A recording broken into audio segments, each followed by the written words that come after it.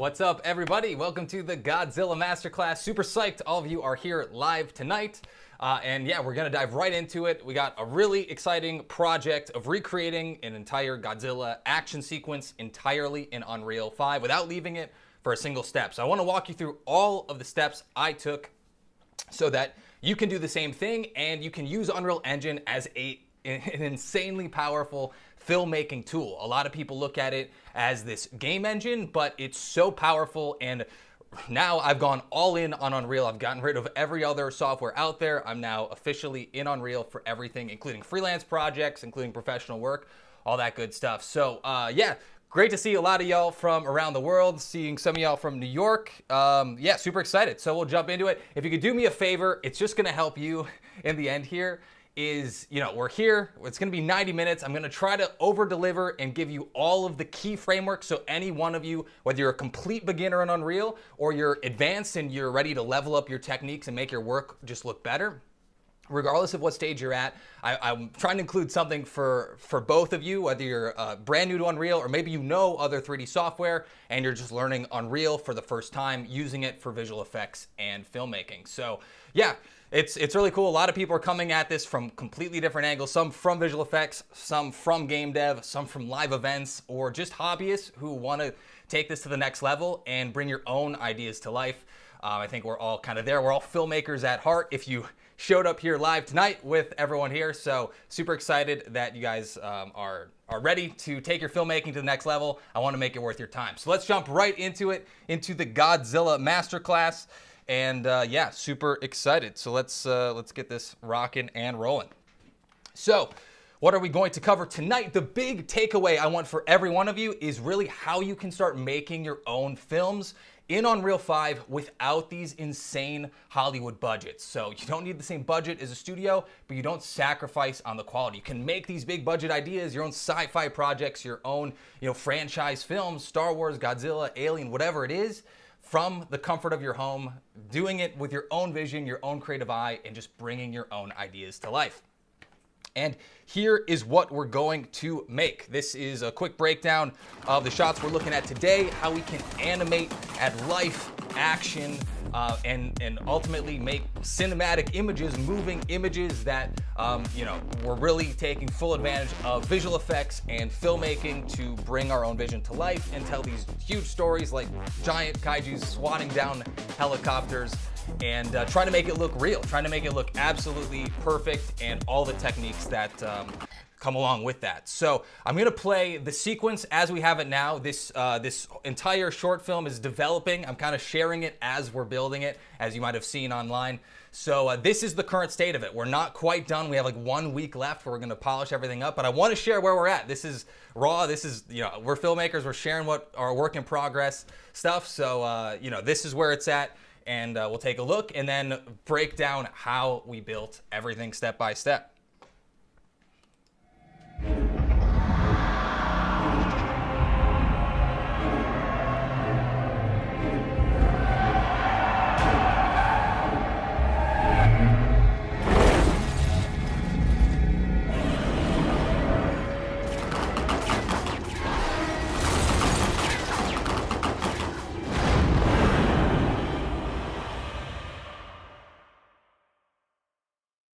So we want to break down all of the crazy visual effects techniques so that you can end up doing the same thing and creating these own shots, these stylish shots for your own work, tell your own stories, and ultimately make movies that look like your favorite Hollywood films. That's always what I've been looking to do since the very beginning. And with Unreal 5, anyone can start becoming a filmmaker. So yeah, we got some new shots up on deck for this week that we'll break down, and we'll show you how to go from just an idea all the way to creating that final film, all the way through final visual effects. And I'll share some really cool Hollywood visual effects techniques that I've learned over my career and how I applied them on these projects, how you can use those in Unreal. Super excited to share that, because the truth is, anyone out here, if you're here today, any one of you can start working on Hollywood visual effects. And I want to help you do the same thing. I know not all of you know who I am, but my name's Josh Toonen. For the last 8 years, I've worked on Hollywood visual effects as an artist and supervisor on movies like Star Wars 9, this is Maleficent, and then also Godzilla vs. Kong. I was a lead compositor. And yeah, so I've actually had the chance to work on some of these big projects, these big franchises, the things I always dreamed of when I was starting out. But yeah, I started out just like you on YouTube and ended up using Unreal Engine on set for the virtual production of Avatar: The Last Airbender. I was there on set every day for like 6 months between episodes 3 to 8.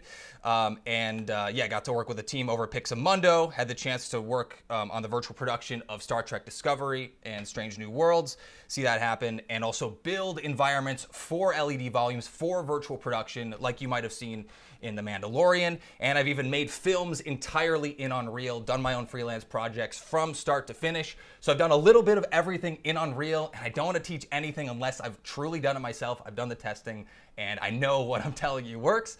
And so that's basically where we're at with all of these Unreal experiments, is doing one of everything. But most people, they have a lot of this completely backwards. They think, how can you actually start working in the industry? A lot of people think you have to work in LA or New York, have these industry connections, or even have a college degree just to start out. And I'm here to tell every one of you, regardless of where you're at in your life, whether you're 14, whether you're 57, thinking about changing everything and changing careers, none of that is true. And there's no better proof of it than looking at the director of Godzilla 2014, Gareth Edwards, who was a completely self-taught visual effects artist and director. I actually knew about Gareth Edwards before his movie in 2014 because I literally took his After Effects course back in like 2012. I dug up this clip. I thought it was pretty cool. It's really short. But yeah, Gareth Edwards used to have an After Effects I'm a course. director and visual effects artist. I recently created a film for the BBC called Attila the Hun, which featured 260 visual effects shots in high definition that I created all from my bedroom on my own. And in this course, I'm going to show you exactly how I did it. Basically, you'll get a chance to have an overview of my approach to create visual effects shots that you're probably more likely to see in a feature film, but instead done very quickly, very cheaply on a TV budget.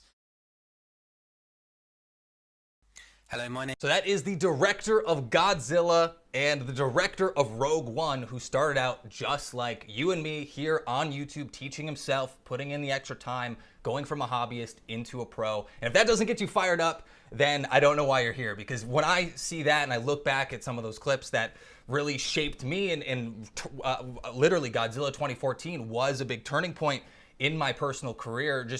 I wasn't in the visual effects industry yet, but I was just watching Godzilla in theaters that opening night and just knowing, like, man, he started just making films on his own, laying out his career brick by brick and building it up until it was just undeniable that he can do what he's saying. So if Garrett, whenever I saw that, I just always would think, if he could do it, what's stopping me? And if we took the same steps and you just make films and put them out to the world, why couldn't you do the same exact thing? And that just was the question I was asking myself since literally 10 years old, because I ended up working in Hollywood visual effects, like I said, but I grew up in a small town of 7,000 people, no industry connections, dropped out of college, and I was completely self-taught right here on YouTube. So this stuff, it's really important to me. I take YouTube super seriously because it's made such a huge effect on my life, and I want to try to pass on some lessons that I've learned after kind of going through it. And I know, I started out in 2014 and learning all these things step by step, all the way to working on Godzilla vs. Kong. So I made all the mistakes, so you don't have to. I want to give you the shortcuts so you can get all the lessons without all of the scars. And if there's one lesson I can pass on to any of you starting out, you're passionate about visual effects, maybe you want to work at a studio, the reality is you do not need a college degree at all. No one cares. For real, no one cares. You just need a demo reel, and you need a demo reel good enough, ideally the best out of everyone that's applied, in order to get these jobs. So it's not easier than just going to college. It's, you have to make a demo reel that really stands out and puts your work ahead of everyone else. And that's what I want to talk about today, is how you can do that and what are the techniques that you can apply to your work to make better films, better visual effects, and ultimately stand out to get some of these higher end jobs. And we've been doing a couple masterclasses live here on YouTube. The last one was this Dune masterclass. And for those of you who are here to take this seriously, who came with pen in hand, ready to take notes, ready to apply this to your own work, we had some really cool students from the Dune Masterclass. Gal Ravid Tal. He followed everything step by step and actually created an environment in Unreal, and now he has a really awesome demo reel piece that he put out there. And it's just another bullet in the chamber when you're applying out in the world of this really creative field where it's very subjective and can be hard to get hired sometimes. These are the types of projects. It's the personal work. It's the things you do in between the gaps in your work that really show what kind of artist you are. And if you're able to take your personal work to the next level, it's really going to stand out, and you'll really be able to set yourself apart as you're applying for some of those jobs. So without further ado, we'll get into the Godzilla part. But again, like I said, this is super important to me because I genuinely believe, I'm betting the whole farm on the idea that the studio system is not going to save us whatsoever. I think the indie filmmakers out there need to become more resourceful now more than ever and just put out their own work on YouTube. I think it's the golden age for indie filmmakers. It's never been easier. It's never been more accessible. And now you'll be able to add visual effects and Unreal into your arsenal after this masterclass. So you guys excited? We'll jump into this. We'll go through the 3 chapters.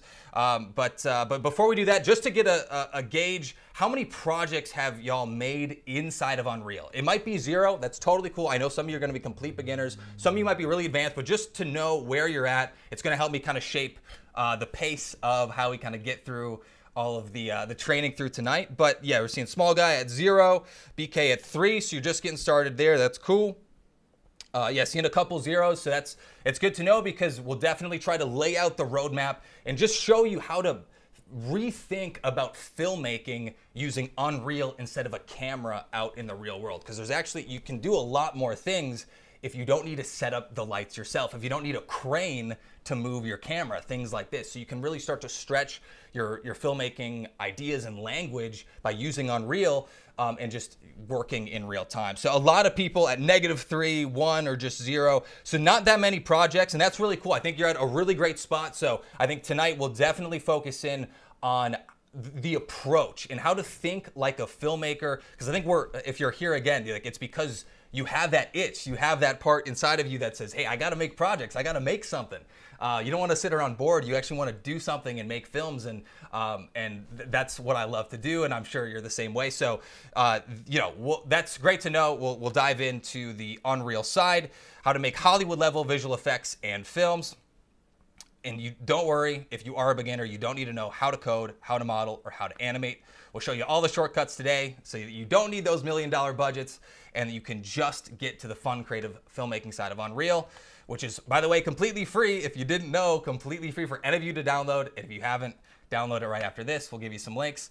But yeah, these are the 3 secrets to make your own films without Hollywood budgets inside of Unreal. So first chapter, we'll talk through how to go from idea to final film using Unreal 5. This is the perfect filmmaking workflow, and this is great for beginners, great for people who are more advanced and want to just make better films instead of it just better visual effects. So walk through that entire process and some of the cool shortcuts I took on these shots to really push the quality while making it really fast to turn around. And I was able to finish most of these shots in just a day and a half from start to finish. So that's kind of the turnaround time we're looking at here versus weeks or months potentially at a visual effects studio.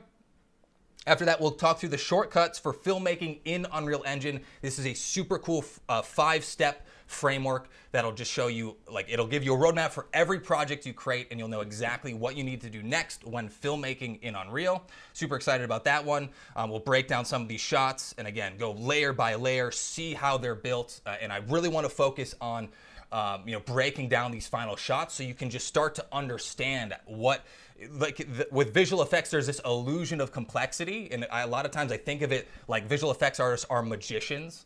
I think if you know ILM, that studio, Industrial Light and Magic, they are magicians, and we're trying to pull a magic trick off in front of the audience's eyes. So seeing all the layers and what goes into them, I can kind of show you behind the curtain and show you some of the tricks so that you can do the same thing. And then lastly, we'll go over the step that 90% of visual effects artists skip, and this is the critical step that will push your work to the next level and make it look photoreal, even though we're using a video game engine with Unreal. So we'll get rid of the video game look so your shots don't look like a PS3 game. We'll have them looking great. They'll look photoreal just like your favorite movies. So cool. So let's go through our first chapter, how to go from idea to final film using Unreal 5. And we're going to look at how Pixar makes films, because now they've been going for 25 years. They've also made far more mistakes than I have. So I always try to look back at who's done it, what's worked, what hasn't, because a lot of times like the best workflows and ideas stand the test of time. So we'll take a look at how they make films. And this ultimately is a framework for any one of you after today. You can use this to become a better filmmaker faster than shooting with a live action camera. That's my promise to you after this. It's crazy. I'm in love with this process and again, just Unreal filmmaking. Do it and working fast and being creative inside of Unreal and making films. So we'll get into that, but I would love to know, what is your favorite movie? And specifically, what is that movie that makes you want to create movies? Like, what's that movie that got you into cinema, into filmmaking? I know a lot of people, it's The Matrix or Pirates of the Caribbean or even Marvel movies, depending on, for some people, they grew up watching Iron Man or Avengers or whatever it is, or Star Wars back in the day. Because for me, it was Star Wars Episode 1, based on just when I grew up. Not that the movie's great, but that pod racing scene, like the full surround of being in the movie theater with the sound, with the rumble of the seats, with the bass just shaking the entire theater. A lot of times it just feels like you're right in the middle of that sequence. And that to me was the first time where I was like, oh, I literally feel like I transported into space, or like I was literally inside a Disney ride. And that was like the power of cinema to me at that early age. Seeing Minority Report, Prometheus, Matrix, and Terminator 2. Oh my God, Terminator 2. Don't get me started. I love Terminator 2. There's so many out there that really just, to me, I just try to get excited about film all over again and fall in love for the first time with a lot of these classic movies, because that's what's so great about movies is you can go back and recreate that experience 40 years later. That's what is so incredible. Again, I just would watch these behind the scenes and see all the different visual effects artists making these films, and like, man, it's just people behind these films. Like, anyone can make these. And I always felt like I want to make that myself. Like, I want to make my own pod racing scene. I want to make my own Matrix bullet time scene. And eventually I obviously said to myself, hey, I want to make my own Godzilla short film. Like, I love monster movies. I love big budget Hollywood visual effects action movies, and I want to make some of that myself. And that's where in 2020 I turned over into Unreal 5, and the main reason is Unreal can be your no-cost film school. You can make any scene, any world, fantasy or realistic. You can make any environment that you want, and there's no limits to the amount of detail you can add into the scene. You can run it on most computers. As long as you have a gaming PC, you can run most versions of Unreal. A lot of people overestimate the requirements needed for Unreal, but you can make stylized films, you can make fully realistic films. So many people have obviously taken this tool and run with it. I made some short films for Tesseract and their music video for War of Being, which I've shared on the channel. There's a really great film called The Radiation by Sava Zivkovic. And there's also, Unreal is being used today on Love, Death, and Robots on Netflix, on big productions by Sony ImageWorks, by these big studios. And then obviously it's being used every day on set in virtual production. This was made super famous by The Mandalorian, but obviously virtual production is across the board on, Star Trek and a lot of other shows at this point. So that's the power of Unreal, and it lets us just jump right into the creative part. But a lot of times this actually hurts people more than it helps. They get so excited, they're like, I want to jump in, and right away they're thinking, I want to animate some shots. And even if you're not an animator, don't worry, we'll go through that, how we can approach this without being a crazy talented animator. But that's usually the first instinct to say, okay, let's jump in, let's start animating. And I think this is the biggest pitfall. This is why most people get stuck and fail early on in Unreal, is they jump into one of the hardest parts of Unreal first. But obviously, if we want to make films, you know, we got to find a way to make films, but we don't want to spend all our time animating.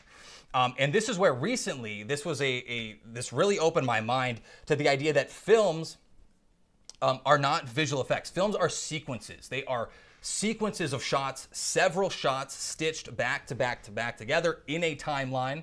And it's a combination of audio and visuals. And this is the difference between visual effects, which is just we're making CG shots, we're making visual effects, we're making an animated shot, versus we're making a film. And there is a big difference here. And for so long, I've been stuck in this idea of making good visual effects shots, making one shot look awesome, instead of making an entire sequence. And so many people get stuck and are currently stuck in this. It's a really sticky situation because you know, ultimately, we need to create a sequence before we create our visual effects. We need to make the film before we start animating. That's the punchline here, is that we need to make a sequence before we start animating one visual effects shot at a time. So how can we create a film before we start animating? It's like this catch-22, and this is where I just started looking at how do animation studios do this? How do they make their film before they start animating ships and characters and planes and explosions and all this stuff? How do you make sure that your film is good in the first place? And that is where we can create a story reel. So this is a concept that I was reading this book, Creativity Inc., over Christmas break. It's by Ed Catmull, who's one of the godfathers of modern day CGI, and he was the president of Pixar for 20 plus years. So yeah, he basically started, was one of those founding fathers of the industry, and was a person who is managing and leading one of the most successful animation studios of all time. And it might seem obvious, but the secret to how they write their films is they actually storyboard everything first. They create a story reel first before they work on their final film. So I want to just show you some examples, because the idea here is we just want to plot out our film first. Like, we want to plan it out like a writer, like a director. We want to see each frame before we spend all the time to animate each shot and make it look perfect. And because we got to make sure that the film's good in the first place. So, and the way Pixar does this is they'll actually spend 3 to 4 years sometimes simply writing and storyboarding their film first to make sure that it's good before they get into the animation side. So that's why it's so important here, is it's much faster to draw out ideas than to create final visual effect shots every single time. But don't worry, we don't need to draw. We can actually do that. We can do this in our own special way inside of Unreal, and you'll be kind of surprised how simple it is, but how effective it'll be to just help you create films faster. But the goal here is not to make a comic strip. It's not to actually just make a storyboard. Like, that's not our goal here. Our goal is to literally make a rough version of our film first. So making previs, making an animatic, making a cinematic. These are all different words for the same thing. We're making a story reel. We're making a first version with video and sound together, so you feel the rhythm of the music, you feel the sound of the environment, you see the visuals matching up. Again, cinema is video and sound together. It's not just the visuals. It's not just visual effects. So that's why we need to create a story reel first. So I want to share this clip from Toy Story 3 just to show you what I'm talking about, so you can just see exactly what I mean. I think this is a really good example, and this is taken directly from a video off of the screenwriter of Toy Story 3, who won an Oscar for this movie. The Oscar award-winning screenwriter, Michael Arndt, has his own YouTube channel, and he literally has an entire hour-long video essay breakdown on how he wrote Toy Story 3. And it's just available for free. It has like 30,000 views on it. Like, no one, it's like the secret hidden video. Just type in Michael Arndt, go check it out later. You'll thank me later for it. But this is an excerpt. This is one of the clips directly from Toy Story 3, just to show you how they write and prepare their films before they get into visual effects. And so this is Toy Story 3, a quick prep, like just so you get the context for what's going on here. Toy Story 3, Andy moves off to college, and all the toys are now at a decision point of, do we go to a daycare or like, yeah, what happens? Like, what do we do? Do we just get thrown away? Or do we go to daycare? Woody wants to make the best of it, and he says, hey, gang, let's go to daycare. How bad could it be? And then this is their first time getting mauled and assaulted by all the kids at daycare for the first time, showing that it's not what they thought it would be. So let's take a look at this, and we'll see then how we can create this for our own films and how I created my own story reel for Godzilla.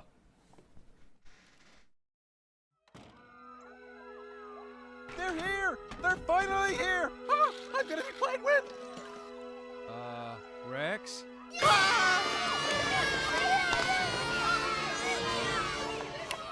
New toys.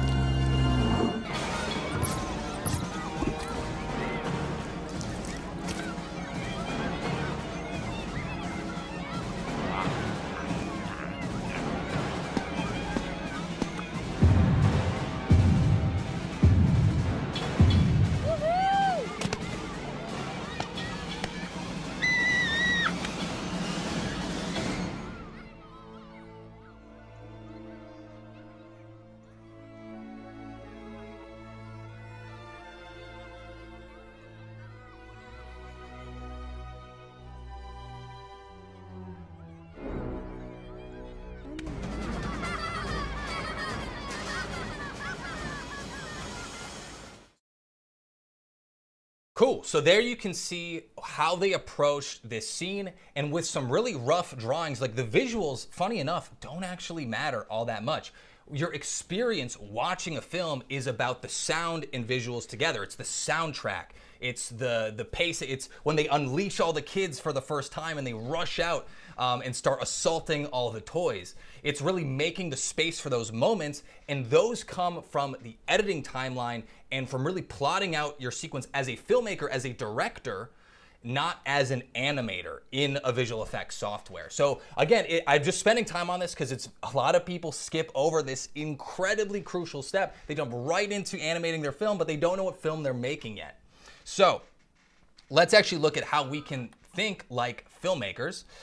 And how we can create the video and the sound before the visual effects. That's ultimately what we're trying to do here. So how can we do that in Unreal? Well, it's super funny. Once I reveal it, it'll be obvious, but we don't need to draw anything ourselves. None of you have to be artists on paper, but we can just screenshot Unreal. So we can just zoom around in Unreal and actually start visualizing our scene. And a big lesson I learned through this is that you can simply just pose your characters. You don't have to animate them at this early stage. So very early on, I had Godzilla in the scene. I have a very rough block out for our city. And you can see he's standing tall, he's standing stoic, he's not very intense, he's not roaring at anything. It doesn't feel like people are running away. Versus if I simply pose him and, mess around with the direction of his eye and how his body's contorting and his mouth is open and he's roaring at the sky, that sort of thing. Very quickly, we don't need to animate this to tell the story. We can just pose our characters and that will do the storytelling for us, so we can be directors first and foremost. Does that make sense? Is that clicking for everyone here? Because again, it's a very quick thing to say, but so many people fall for this mistake and don't spend this time to make that cinematic or make a storyboard first. So this is the really easy framework to do, and you can just screenshot this or write this down. We'll show you examples of this and how we apply it. But the basic 5-step framework here, how to create your own storyboard, is we're just gonna assemble all of our characters and our environment in Unreal. We're gonna screenshot our viewport. We're gonna take those screenshots, we're gonna add them into Premiere, into Final Cut Pro, into an editing timeline, doesn't matter the software, into Resolve, whatever the editing timeline is. We're gonna add those still screenshots into an editing timeline. We'll add in music and sound effects, and you can also add in other stills and movie clips from other movies, just because you're blocking out your movie. You're literally creating your movie from scratch. And then you're gonna continue to edit and repeat, and then you're gonna see what's missing, see what's working, see what's not, and continue to refine your film. So this is what it looked like on this Godzilla short. So these are literally these original screenshots as I'm creating this first story reel. So I got this wide shot of planes coming into the city for the first time. We're gonna have a close-up shot of our main character. We're gonna have one plane that kind of stands out from the rest of them. That will be the main character in this British Bulldog plane instead of the helicopters. And then we'll have that plane swoop in and it catches Godzilla's attention. Okay, that's cool. We can get a close-up of our pilot. And you can see here, I literally don't have a character in here. I don't have a pilot stand-in. But you can still understand what the story I'm trying to tell in a rough stage by just framing up on what we need to see to tell our story. So we get this intense look from the pilot. He starts to zoom in and fly through our scene, attacking Godzilla, swooping around on the sides.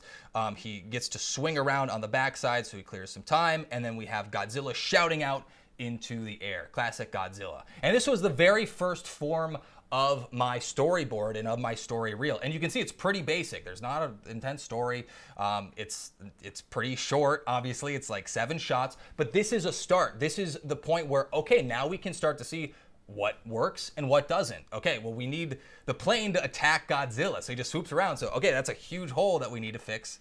And also, it doesn't feel like a very personal story. We don't see anything from the city itself, from the point of view of a citizen in the city looking up at Godzilla about to smash their face on the city streets. So there's, a lot of storytelling is what's the perspective or point of view that we're telling the story from. And we're able to do that by pointing our camera from the perspective of different people in our scene. So this is me just testing out, okay, what does it look like from the point of view of the ground, looking up at Godzilla about to smash down, or literally running away and just seeing what this looks like, what's scary, what's most intimidating from these different angles. And again, because I'm not spending all this time animating, I'm just screenshotting and throwing it in my edit just to see roughly, does this work? Does this make sense? Does this click at a fundamental level? And it just it saves you so much time. I can't overstate this. Unless you make the mistake yourself, you won't realize how many hours you will, just waste before creating the basic version of your film first. So again, this is previs, this is a story reel, whatever you want to call it, but it's just a first pass at your film. And we're just going to create a camera for every single angle. So it's kind of cool. This is for you advanced Unreal users out there. You can actually create this, you can use this hotkey to literally, as you're moving around in Unreal, you can move around your viewport. And if you're in Sequencer, you can literally click on this little camera icon and it'll create a camera from wherever you're looking in the scene. So you can move around like a video game character in Unreal in the viewport, and then just click on this little button and it'll create a brand new camera from your exact same position. And then you can even create a custom hotkey in your editor preferences to create a camera that way, which is kind of nice. I always set it to Control-Alt-Shift-C. That's for those advanced users out there. But the real punchline is we just want to assemble our reel, start to get that edit together, and then very, very quickly we can start to add basic animation from those initial screenshots. So we'll create a camera for each point of view, and then we can start to animate our character from there. And we're only going to start animating after we know that this shot works in our final film. And what's so great about Unreal is it renders so fast that you can literally, in seconds, try out a quick animation and then drag and drop it directly into your editing timeline and very quickly update that really rough edit, and we'll go from storyboards and screenshots over to previs and basic animations as we start to expand our story and start to get a clearer idea of the movie we're trying to make.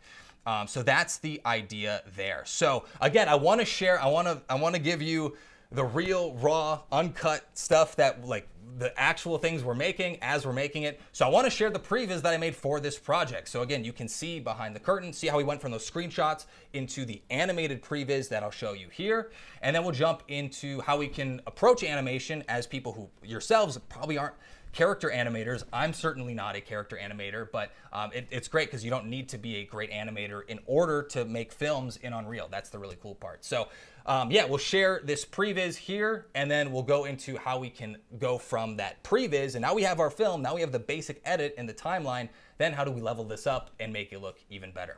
So here we go, let's roll the previs.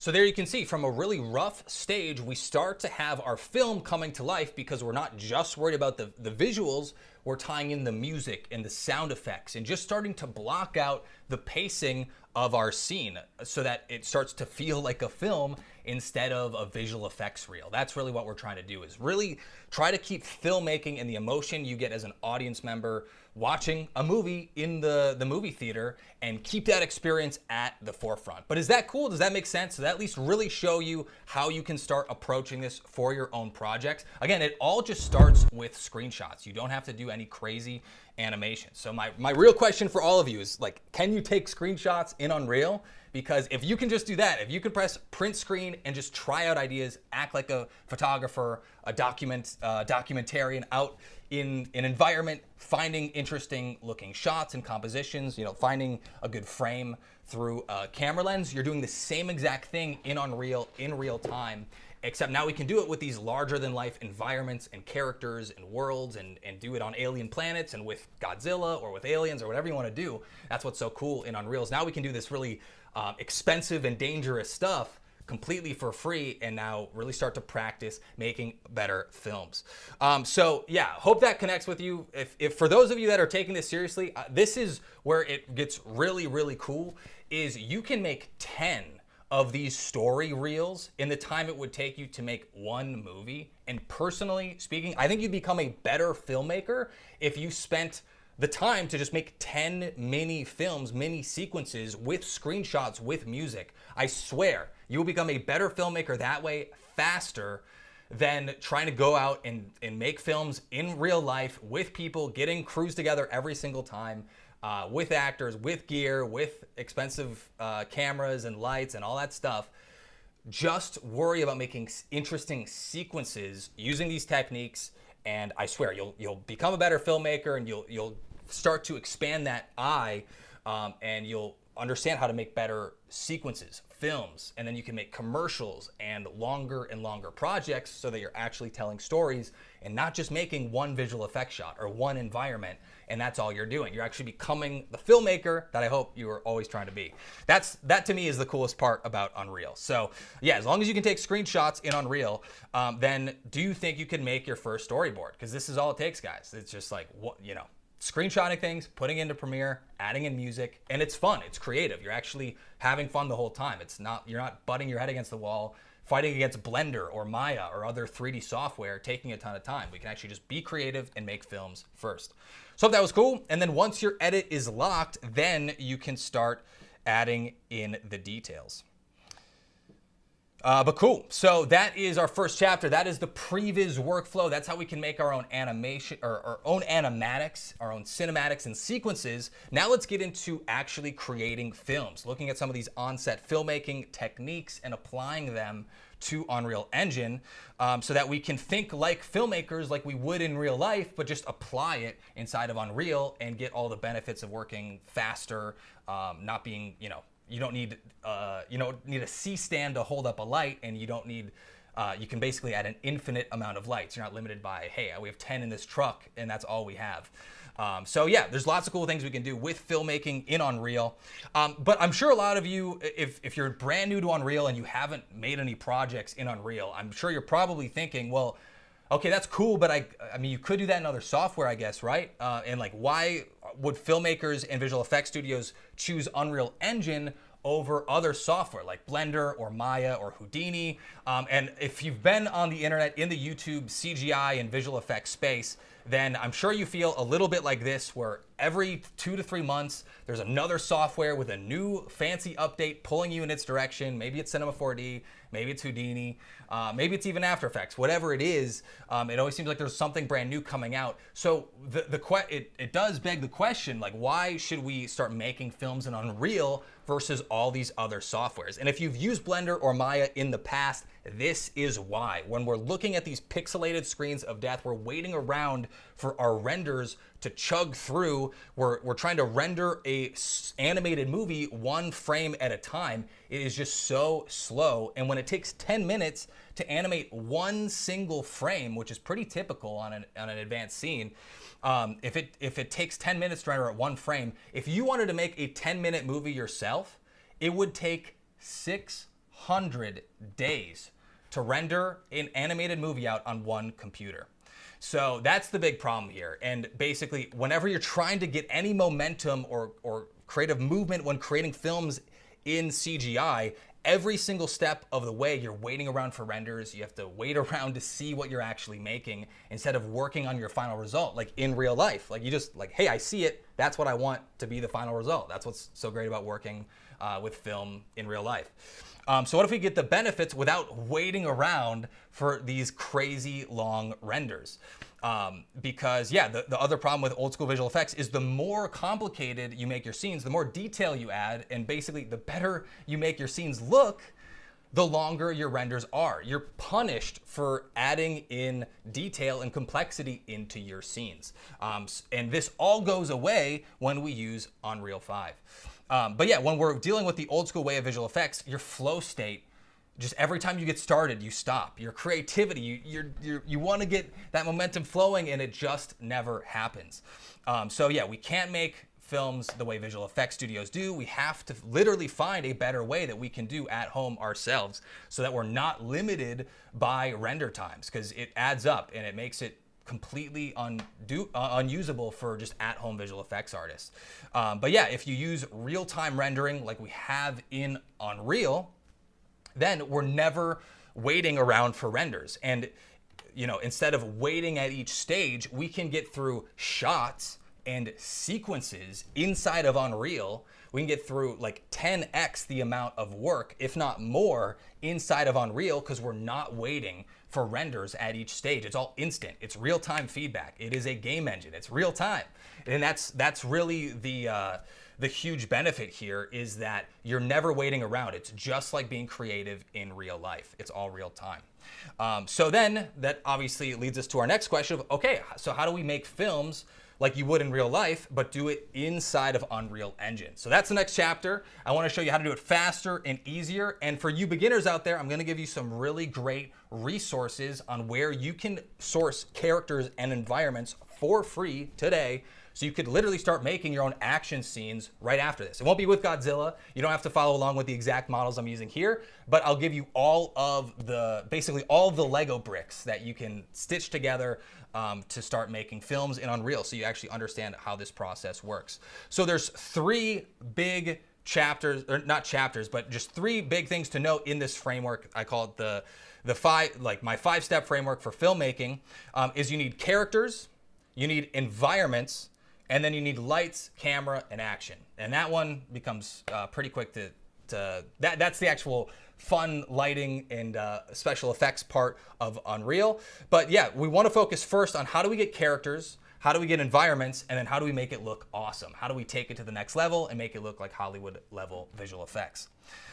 So the bottom line, this is a lesson a lot of people need to learn in the Unreal space. This is my hot take in the Unreal space.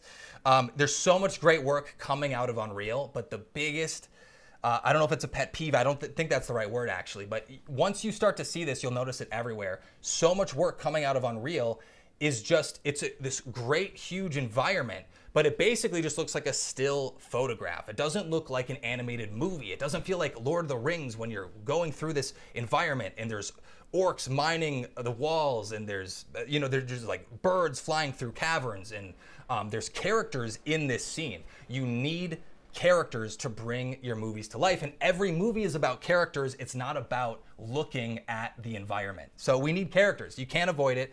So the best way to approach this now is like, okay, what's the easiest way to work with characters in Unreal? That's now the next question. So the good news is, if you were worried, you don't need to be a character animator to get started in Unreal. Just to make that incredibly clear for anyone out here, you don't have to already be good at animation. I am not a good character animator whatsoever, but I've been able to make several films in Unreal now. So it's part of the process. I'll show you the shortcuts and what you can do to avoid animating everything yourself, but then also how we animated Godzilla ourselves in this film. So first, for you beginners out there, I just want to show you where to get characters without having to animate or model anything yourself, just so you know where to get started. So if you want a great resource on where you can download characters right now, today, write this down for those of you taking notes. And if you're not taking notes, Come on, like I'm gonna deliver some great stuff. So the next chapter is gonna be awesome. Write some notes. What's written is retained. That's the real punchline there. And if you want to remember it later, just write it down. It's the easiest shortcut ever.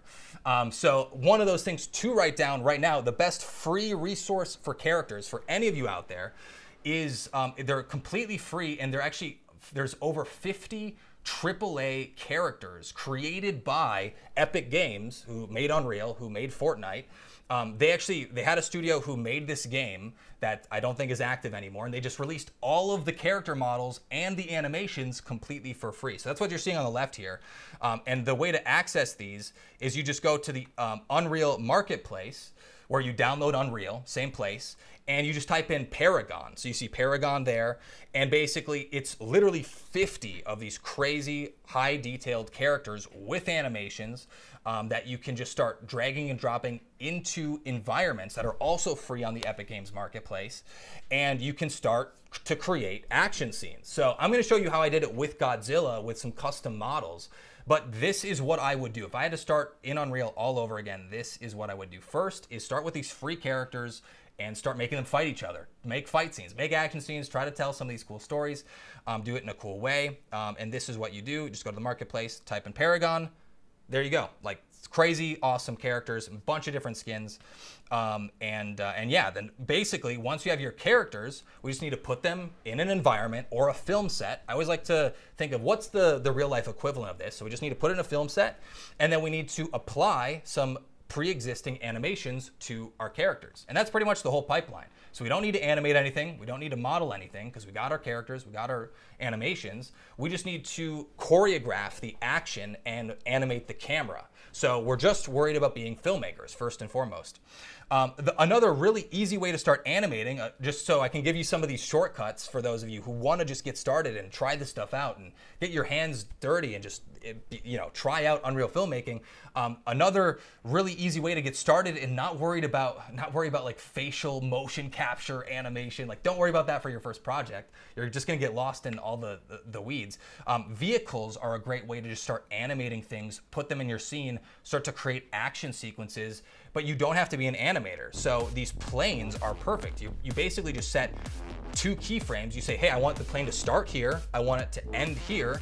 And I just want to animate the arc in between them. Like at its core, that's cars, that's planes, that's most vehicles, it's tanks, it's a lot of these things. And it's a great shortcut to add characters into your scenes without having to model anything yourself. And it's way easier to get these models of planes and vehicles than characters a lot of times. But yeah, so this is sort of the approach, is once you get your characters imported into Unreal. So obviously we have this, we got this plane model from ArtStation Marketplace, which again, if you're looking for great resources, the ArtStation Marketplace is a killer resource for 3D models that have really high detail but aren't very expensive. So I try to share some free stuff. ArtStation Marketplace is usually my go-to if I'm on a budget and I'm trying to get a lot of high quality stuff for cheap. And then there's also some higher, like some bigger, more expansive packs that they spend a lot of time on that you can get a lot of detail from other talented artists and just put it in your own project. So there's lots of different ways to get models, but those are some of my favorites. Regardless though, once you get those models into Unreal, then again, we're gonna go into Sequencer, which is just our way to animate things inside of Unreal. We can plot our flight paths, and we can start to animate those shots and take them from just these still screenshots and take that plane, change the in point, the end point, add some rotation, add some movement to the, like if it's a helicopter or the front propeller of this plane here. Then you add in those secondary animations, and very, very quickly you can have this layered, complicated animation that didn't take you much time to set up. So yeah, vehicles are my favorite shortcut by far. And then you can just animate things like these planes and then literally just attach that camera to a plane. You just parent it to a plane. And again, like very quickly, you can have these really stunning shots that look like a plane following another plane. But then we could also frame up and get Godzilla in the shot. We could look through the cockpit. We could look through the glass. Once we have this camera parented to the plane, then we can have that plane flying through the air. It's literally traveling through the air.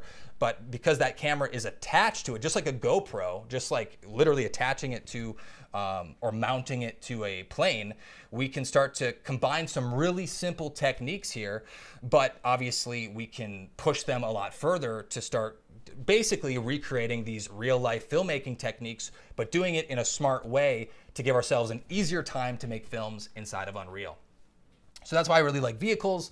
And then if you go further and you can start to push these even further, if you want to have characters interact with them and push that, we added in dials for this particular plane so that you could add in the speed and the mile per hour and just get some really cool close-ups of the dashboard as he's flying through turbulent winds through the air. But yeah, just adding in this really simple animation, like who couldn't animate a speedometer going up? Like it's very simple to do once you know what you're doing, but it's just another way to add an extra layer of movement into your films, into your shots. And we're just doing all of this inside of Sequencer in Unreal. So yeah, and then obviously we can do the same thing. We can put cameras inside of helicopters as they're flying around. That's what we did here to create this shot. And again, we're just kind of trying to think, okay, we have a helicopter flying through the air. Let's just mount a camera to it. Like that's as simple as it can be at first. And then we'll just add some secondary animation to our camera and to, once we add in effects and just a couple extra layers, very, very quickly, we can go from a simple camera move to a complicated visual effects shot. So when we're animating characters, if you're brand new to Unreal, this is something super important that you should know. If you want to animate a character inside of Unreal, so you don't want to leave Unreal at any point, which is what I recommend. If you want to do what we did with Godzilla here, you need to have a control rig. Which is just a control rig is just, it's Unreal only. It's something you build and use only inside of Unreal. The word rig is used a lot in CGI and in visual effects, but when I'm saying control rig is specific to Unreal Engine. And so this is kind of that process where we can pose our models and then we can start to move our camera around to start to find that final composition of our camera as we're working inside of our scene, and then we're gonna animate everything inside of Sequencer. So a way to think about Sequencer is it's basically like an After Effects timeline or an editing timeline or any timeline where you just have simple keyframe animation, but everything that you animate in Unreal, it gets animated inside of Sequencer. When you're using Unreal for visual effects, all of your animation gets created inside of Sequencer. This is the best way that I've found to work in Unreal. So Godzilla is animated in Sequencer here. The helicopters are animated in Sequencer here. Here's the control rig for Godzilla as he's being animated. And then we're adding in the rain and the sparks. Those are all added into Sequencer. So we can literally like point the gun in different directions. That's animated. That line of sight is animated inside of Sequencer. And then we have all of these secondary lights, these explosion lights that are queuing off. They're just getting brighter and darker. Simple animation, but that animation is getting done inside of Sequencer. So everything gets done inside of Sequencer. You animate things brighter or darker. You move things from like a start to an end point. You can do a lot with just a couple keyframes. So does that mean you have to know how to be a character animator? No, it means you can use these really simple techniques and just think more cleverly or think about how you can add how you could animate a light in your scene, like a blinking red light that says caution, warning. Think about how much emotion that could add to your scene versus animating, a character crying in CGI, which is something very difficult to do, obviously, if that's not obvious to everyone here. So you can get the same emotion, but we're just creating it in a different way. So I hope that opens your mind a little bit to how we can start approaching animation. But yeah, you don't need to know how to be a character animator, but how we made the final animation on this project is I actually got in touch with another YouTuber here on his channel is Watch Me Animate. It's John Abenheim over there, who's also another dude out of Montreal, which was super fun. But yeah, we've been just chatting and in touch, and I was like, hey man, I got this project. Would you be interested in helping out on a few shots? And he was gracious enough to help out. But the only problem was he didn't know Unreal at all. He never animated inside of Unreal. So we were able to just hop on a call, show him the things that matter, and just in like an hour or two, he was able to get up to speed and literally start animating characters from scratch inside of Unreal for the first time ever, like within a day. So obviously the power of Unreal is there. I truly do believe it's something that anyone can learn. This was actually our call where we're just speeding through and kind of showing how it all works inside a sequencer, how we can add curves and all that stuff. That's a little bit beyond what I can get into today because I want to show the filmmaking side, not how to animate characters.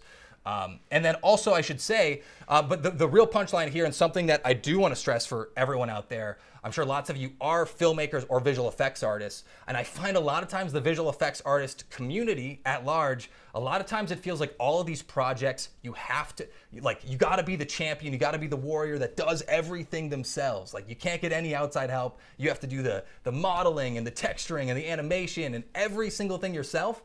And I'm just here to tell you that it's a really inefficient way of making movies. And there's a lot of other great artists out there who have strengths where you have weaknesses. So there's a lot of great character animators out there who aren't great at lighting or cameras, and vice versa. So it's a lot of times just reaching out to people on LinkedIn, on Twitter, on YouTube. It sounds super basic. Every one of you, I'm sure, knows this intellectually, but when's the last time you reached out to someone and said, hey, do you want to work with me on a personal project? Because I swear, like 80% of the time people say yes. Like anyone, regardless of their rank at any company or whatever, if it's a kick-ass, fun, personal project where you can pour in your own like heart and soul into a project, everyone wants to work on stuff like that. So just make it fun, make it interesting, but please work together. Don't just work all by yourself, all on your lonesome the entire time. It's a really lonely way. That's another reason why people get stuck so much in CGI, is because they're not talking with the community. So whether it's on LinkedIn or Twitter, I think those are the two best spots. But yeah, I got in touch with John Abenheim, obviously for the animation, but the rig itself was also made by someone I got in touch with via LinkedIn, by Sonal Deep, who is a rigging artist at DNEG. And we just got in touch and said, hey, I'm doing this. Are you interested in helping out over the weekend? He said yes. And I was able to make up for my deficits of not knowing every single thing, or just not having the time to do everything myself. So many people out there want to work on fun projects. So just make it interesting, sell it a little bit. But yeah, most people will say yes. So I just want to make sure all of you, if I could give you one challenge this week, it would be to reach out to someone that you've always wanted to, that you see their work on your news feed or whatever it is, and you're like, man, they make awesome stuff. I'd love to work with them. Just reach out, send a DM, send an email. I swear, it's crazy, but most people end up seeing that. Anyway, let's get back to it.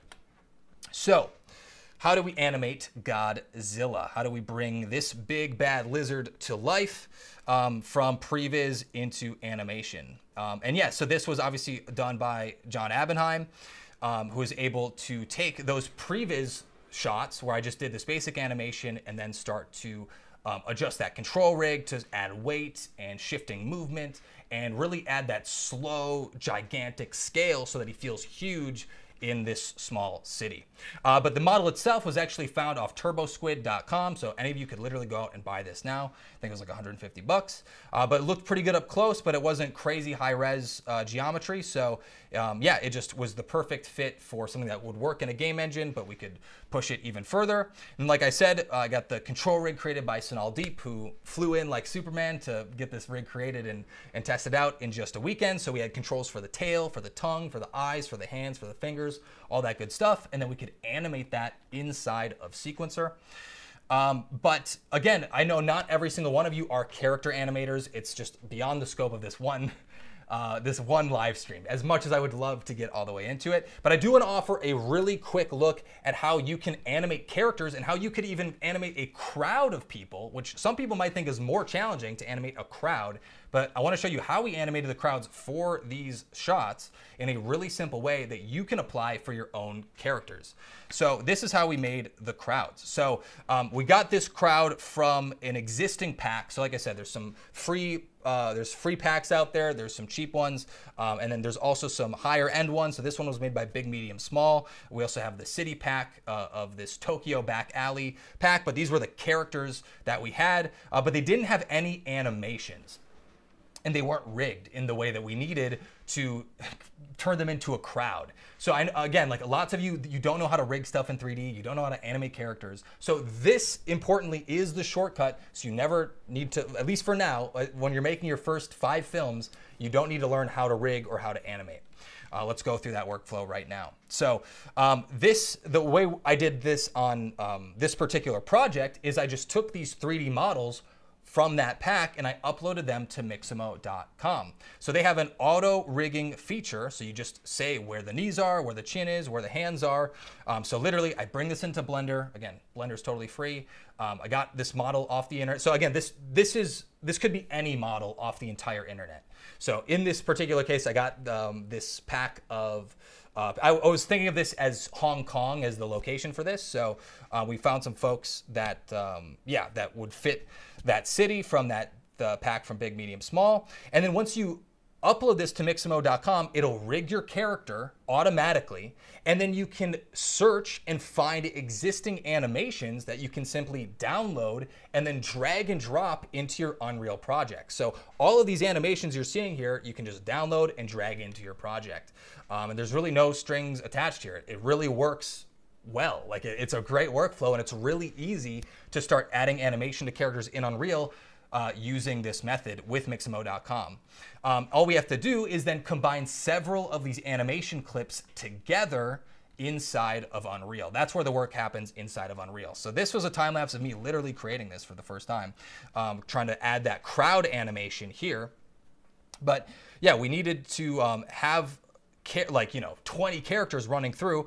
So I uploaded the files from Mixamo.com. I got our animation clips and I was able to add in a single animation here of him kind of running and turning around, but it ends after like 50 frames. So we need to stitch multiple animation clips together. So I have this run animation, and in Sequencer, if you just extend out any animation clip, it'll just loop automatically. So it already knows to just loop.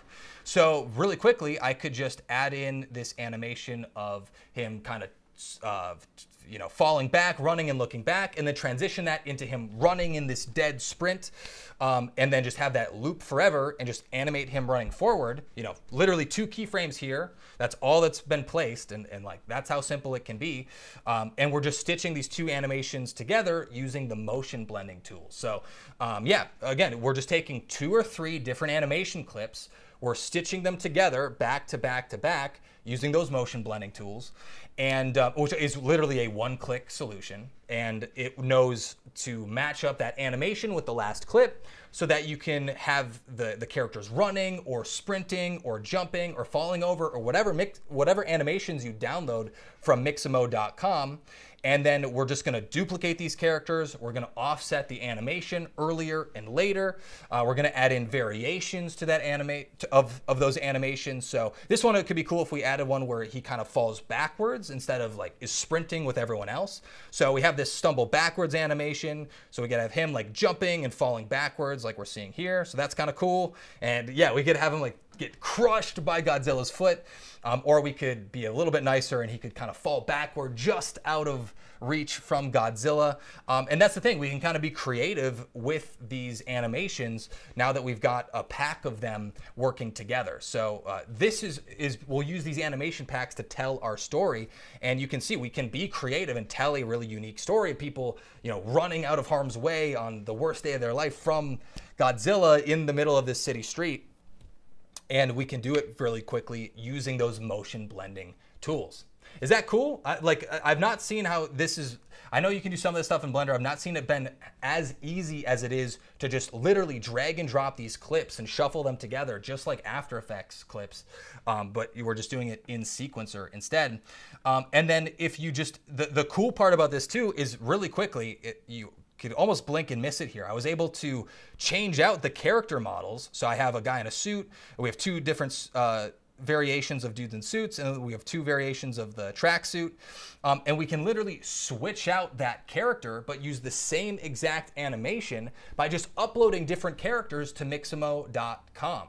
And because they share the same exact rig, you can literally apply any animation to any character model if you always upload it to Mixamo.com. So if you just stay within Mixamo.com for your rigs and your animations, you can transfer your animations to any character. It's pretty cool. So we can basically apply that animation to multiple characters instead of just one, and that allows us to, get this complicated animation in pretty much no time at all, and very quickly. I just added in a couple more variations, and then made it so we have like 20 different folks running together, and we're able to turn these few shots into, or these few characters into an entire crowd using these animation clips from Mixamo.com.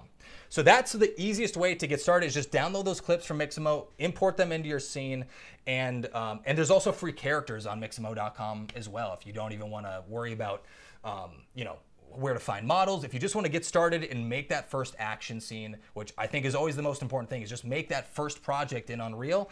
If you can just get through that first one, then it gets fun. Then it gets easy. Then you start to understand how it works and how to push it even further. But yeah, that's how we can add animation to our characters. This is a project file that I have in our Unreal Crash course over at unrealforvfx.com. This is literally using characters and animations from Mixamo.com and stitching them together, showing you how to make custom fight choreography yourself. So, this was a custom-made choreography from like 5 or 6 different clips, combining like that spin with the deflection, and having multiple characters have their own choreography throughout that time. That is basically how we're able to do it, was using Mixamo.com for free characters and free animations. So you can get started using that. But yeah, that's a top-down look at how you can approach vehicle animation and character animation in Unreal 5. I know I went a little bit quick there, but does that at least give you a really clear idea on how you can start approaching animation in Unreal, and how you can start thinking about animation from a filmmaker's perspective and use them as characters in your own scene? Because that's the real important thing here, is to make sure that you can use them in action scenes, and use them to tell these really big stories. Because we don't need to have close-ups of actors at this point. We can use Unreal for the visual effects and even combine them with live action footage too. So there's lots of cool stuff we can do when we're using Unreal for our visual effects. So now you have free resources to animate any character, so you know where to get free characters, free animations. Hope that is helpful for you beginners out there who want to jump in and get started. And then we talked about characters. There we go. We got through that. Now let's talk about environments, the sets that we're going to build. We're basically going to build film sets, but in Unreal. In this case, we're going to build a whole city faster and easier, because obviously it's way easier to build a city in Unreal than in real life. And then we'll show some cool Hollywood visual effects techniques that you can start applying to your own films. So yeah, I was a lead on Godzilla versus Kong back in 2019 is when we were actually like creating that film.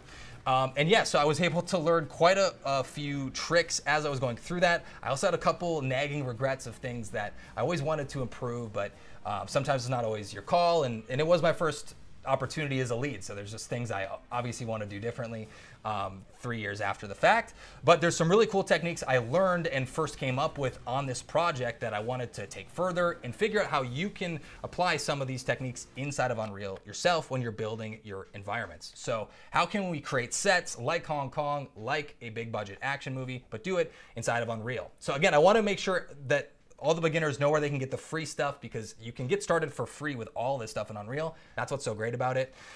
So yeah, there's literally 60,000 free assets to build cities, to build shrines, to build blocks, to build warehouses, whatever you can probably think of. If you don't know already, Unreal Engine comes preloaded with over 60,000 free high-quality assets scanned from real, real things, basically scanned using photogrammetry to capture real life objects in the most accurate way. And then that's like the easiest way to get basically there's a full asset library inside of Unreal that any one of you can use and download completely for free. And then beyond that, I also picked up this asset pack from Big, Medium, Small. So I'd also have some buildings that I could see up close. There's some storefronts, there's some shops and things like that. So I want to make sure I could see that up close too. So I picked this up from Big, Medium, Small. I think the link is in the description if you want to see that. And that really got me through a lot of the early environment building, was just populating that together. But then I want to share some cool techniques as I started to assemble. Basically, I like building my environments super minimal, and then I basically improve them until each shot looks good enough. And basically, I build a really basic environment to create the film in, and then I look through the camera for each visual effects shot, and I improve my scene through the camera lens itself. So I'm only working on the final shot, and I'm not just building this fully realized, complicated hallway that we never look down. That's the idea here. We only want to build what we see. So when approaching these environments, you always want to start from reference. So I live in Montreal. I went down to Chinatown here in Montreal because there's literally no better reference than in real life. I went at the right time of day because this is the kind of lighting I wanted to go for, where there's like these yellow sodium lights for the street. And then we have this really clear blue sky, not a black sky at night, but a blue sky, something like 8 p.m. at night. And then we can also see what it looks like for these bright office buildings when we see into these windows, and what it looks like to have this really bright green light cast onto buildings. So we get a little bit, we kind of get to see a little bit of everything. We see what neon signs look like. We can see these LED signs on the screen right. We can see street lamps. We can see headlights. We can see basically every light source in one image here. And that's the type of thing you want to collect for reference. You want it to be from real life. You don't want it to be from other movies first. I always collect movie reference at the end of the day, but I always love starting with real life. And if I can visit in real life, I'll always do it. And I find that this is actually the biggest difference between good and great artists, is you actually need to learn, you need to learn how to see. You need a better creative eye. Senior artists see things differently than junior artists, and they see things that are invisible to junior artists.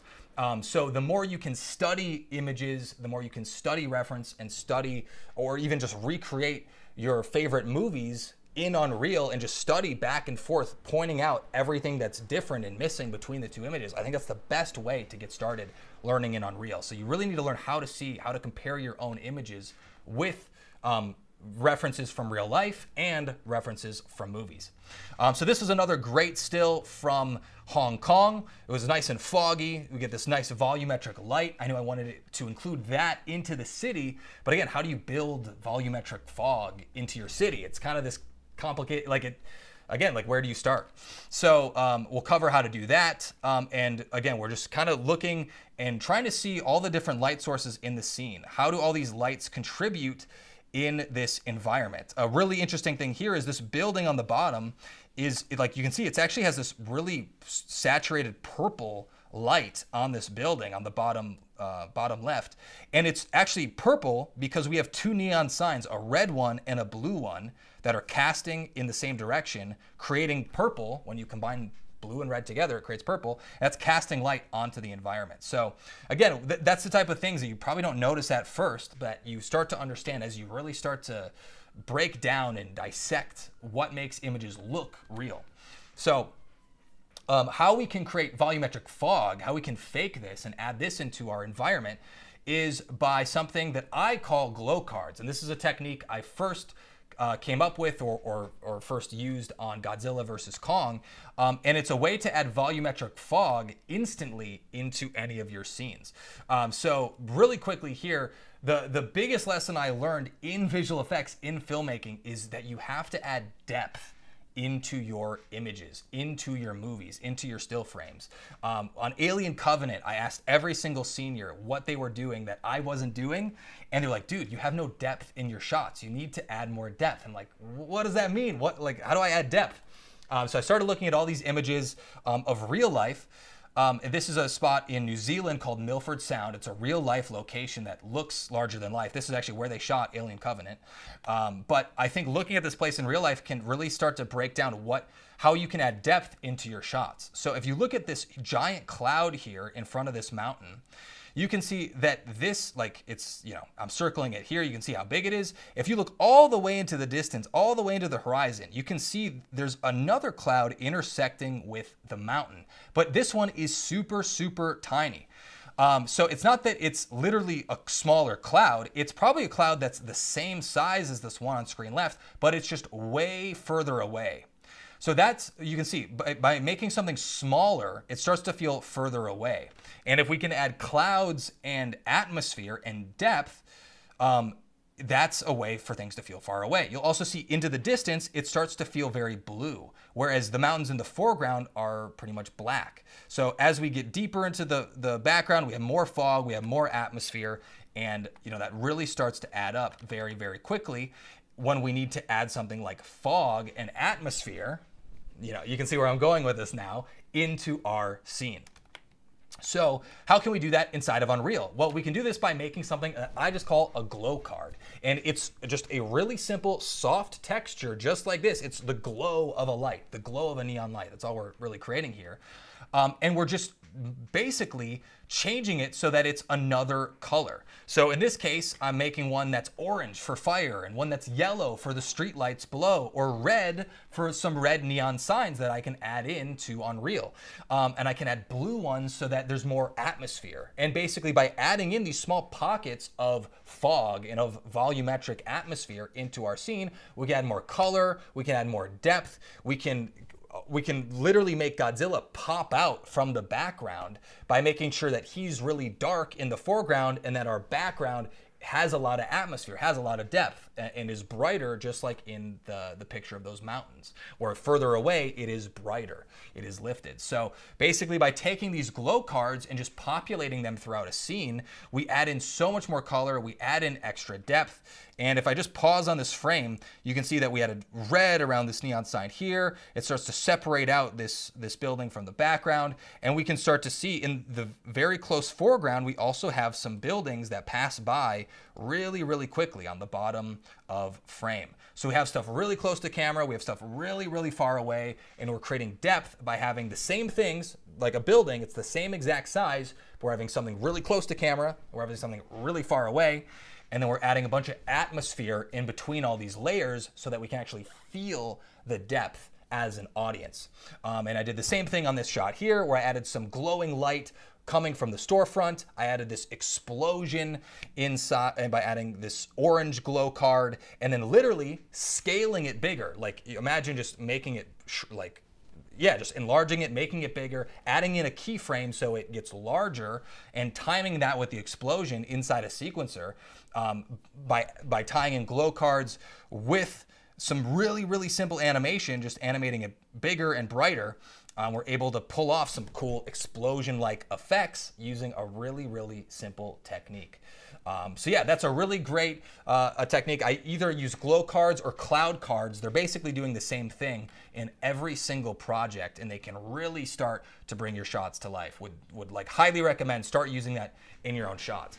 Another thing is, I think a lot of people, when you get started in Unreal, you think you need to have a 3D model for every single thing inside of your scene. But it's not true at all. You don't need a 3D model for everything. You can actually use 2D images in your scene and for your backgrounds, and just use this old school visual effects technique of using matte paintings. So for the background buildings, I found these skyscraper models from Kitbash 3D, but they didn't look super great up close. So I was trying to find ways to make it look photoreal, to make it look like it's real life. And there's really no better way of making something look photorealistic than using a photo in your own shots. So I literally found these photos from unsplash.com. They're crazy high res, like 8K images. And I was able to literally just import them into Unreal, just make them into unlit cards, unlit materials. So I'm getting the raw information of the original image itself, and I'm just gonna literally put it behind Godzilla. This is one of those magic trick ideas where, man, it's so obvious once I'm just showing you it. But think about how much easier it is to create an entire city if you could use photographs of cities instead of literally modeling all of New York City yourself. Like, one is just practically impossible, and the other, it'll look more realistic because it's a real photo, and I can get it done much faster because I can just source these from the internet or go out in real life and take photos yourself and put them in your own projects. That's how I made the cloud cards. I actually took photos of clouds and just brought them into Unreal. But yeah, does that make sense? Is that like a pretty cool hack, pretty cool shortcut to just get really high quality images and backgrounds inside of Unreal? I really like showing that one because it's like, oh yeah, duh, obviously. But again, how many of you have actually tried this out in your own projects? It's a really good shortcut and something I don't really see in the Blender world either whatsoever, but we do it all the time at Hollywood Visual Effects Studios. Like, we're using matte paintings all the time. And then another thing that's really cool, specific to Unreal, and how we made the gun and the muzzle flashes, is not by animating all of these by hand. It was actually by creating a Niagara effects system that would automatically animate this gunfire for us. So when you finally get to understand Unreal, you can play to its strengths, and things like gunfire can be created procedurally and automatically, like we did here. So literally we have a muzzle flash image and a light that bursts on one frame, and then we literally shoot out a bullet that collides with Godzilla's model in the real 3D world. So you can see this here, like, this is what it looks like in the Unreal viewport, is we literally just created a procedural system, a Niagara effects system that uses a collision module. If you're a more advanced user, that's like the only secret sauce here. It was pretty simple to set up ultimately, and an event handler. And yeah, we're able to make this dynamic system that now we can fire guns or anything at Godzilla, and we just know it's going to animate perfectly. We don't have to worry about it later on. And we get nice motion blur. We get, it looks real. We don't have to worry about animating lights. The lights and the image of the muzzle flash animate all together at the same time. And that was a huge time saver. So we could animate like 8 shots in just a couple days because we weren't manually animating every single frame of this animation. And this is where, like, once you really start to understand Unreal as a system, as an engine, it's really easy to build simple tools like this and simple particle systems to make your life easier, to make complicated animations way, way simpler. And then one last really cool trick, again, that's Unreal specific, that you really can't do in any other software, is something called decals. So I wanted to create these office buildings, and you'll see they're super, super bright, and there's almost entire worlds going on inside of these office buildings. It's their own cultures. It could be apartments, it could be an office building itself, but especially if you think of apartments or above small storefronts, like, yeah, it's literally people's entire lives are in each window. So it could be this thing that's quite complicated to model the interiors of every single window in an entire city. So obviously we just can't do that. We need to find a better way. So the way I approached this on the Godzilla project was to create something called a decal. And a decal is just a sticker you can slap on top of any object. And in this case, we just have images of apartment buildings that we're just projecting on top of these kitbash buildings. And I don't have to worry about texturing these by hands. I don't have to do anything complicated. And I can literally, like, move these around and change them shot by shot. Like, I have total custom control over them because they're just a actor that's live inside of Unreal that you can customize and move around. And yeah, it makes it really easy to just duplicate these, rotate them around, scale them, make these tiny micro changes to add a little bit of variation. So you can't quite tell that we're just duplicating 3 images over and over and over, but that's exactly what we're doing. It's just taking these few interiors and duplicating them throughout our entire building. And then what's really cool is once we have an entire building finished, like, okay, so we got all these organized, now they're starting to look good. Let's just take every single decal there, and what if we could just copy it over onto another building? Well, that's exactly what we can do because, again, they're just these objects in our 3D scene. They're really easy to add and move around all in real time. So I can just alt click and drag and duplicate those over and copy them onto another building, move them into the right spot, and pretty much instantly I'm able to duplicate these and add entire office buildings and add a lot more life and depth into the city using just 2 decals, literally 2 images, but used in this really crafty way. We're able to build an entire city off of just a couple images. Is that pretty cool? Yeah, so that's decals. That's something that's just unique to Unreal. I haven't seen much else. There might be custom plugins and stuff like that, but it works awesome in Unreal. And another thing about decals is when I was using Unreal Engine on set for Avatar: The Last Airbender, when it came down to crunch time, like, decals are your last line of defense. It's the last thing where you can add in texture and grunge or burn marks, or just adding in extra texture and detail into your environments live on set. And we would add in hundreds of these on the day of a shoot. So decals are your friend. Unreal can really, take hundreds of them, if not thousands, on the right computer. But yeah, you can really go to town with decals. It's a really, really fun technique. But yeah, does that give you some ideas on how you can build better environments faster, and a couple cool techniques to make Hollywood visual effects? I hope that is a pretty cool look behind the curtain and hopefully some of you are at different stages at your journey and you can combine these in different ways. But again, these took me so long to piece together and find out how to actually get them working together in real time in Unreal Engine, where you get all that awesome power of real-time filmmaking with all of the power of these really cool old school visual effects techniques at the same time. But yeah, so we got one last chapter here. I know we're running a little bit long. We're already at 90 minutes, so thanks for sticking around now. For those of you that are ready to dial in, we got a little bit left here. I think I'm going longer than I was expecting, but I promise I'm gonna make it worth it. This is my favorite chapter. This is the step that 90% of filmmakers skip over, and it's actually the thing I think I might be best at in visual effects, because it's what I did every day at Visual Effects Studios. It's compositing. Compositing is the way to take your shots from looking like a video game to looking like they come right out of your favorite Hollywood films. So there's still some of these really cool old school techniques that we can apply, and we don't need to make perfect looking rain inside of Unreal. We could take real life footage and combine different layers together in Unreal, or actually outside of Unreal, but we can combine all these different layers together to make a more believable image. Yeah, this is the secret sauce. This is why if anyone's like, dude, wait, that's from Unreal? This is my secret sauce. This is the chapter where we're going into why do these shots look more real than maybe some other Unreal renders that you've seen in the past, and how you can start using them right after this presentation. So that's what I'm saying. We're going a little long, but I think it's going to be worth it for those of you sticking around. Otherwise, obviously we got the replay as well. But let's just jump right into it. So yeah, like I said, the fundamental technique here, what I'm doing is compositing. I'm taking real life footage, stock footage, and I'm taking something from real life and I'm putting it inside of our Unreal renders. And this is, again, if there's a secret to making something look photorealistic, photoreal, you have to use real life footage that was captured with a photo camera. So if we take our camera from Unreal, you can literally just right click and export your camera. Then it turns into an FBX file, which you can open up in pretty much any software that ever exists. FBX file is like a universal file format. And then just render out a depth pass and a position pass, which I'm doing right here, which is basically all of the depth in our entire scene. I'll show you exactly what that looks like in just a second here.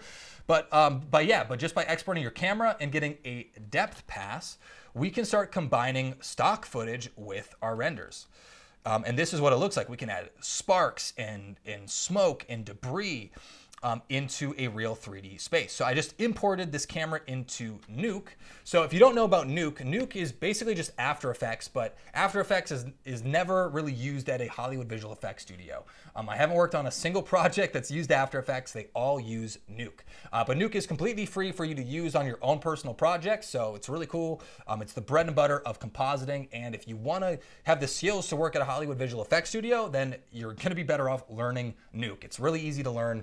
And it opens up a lot of cool techniques. But ultimately, there are ways to do the same exact thing in After Effects. If you want to do that, you can import cameras, you can do all this stuff. But this is how I'm doing it inside of Nuke. And again, it's totally free to download, use for personal projects.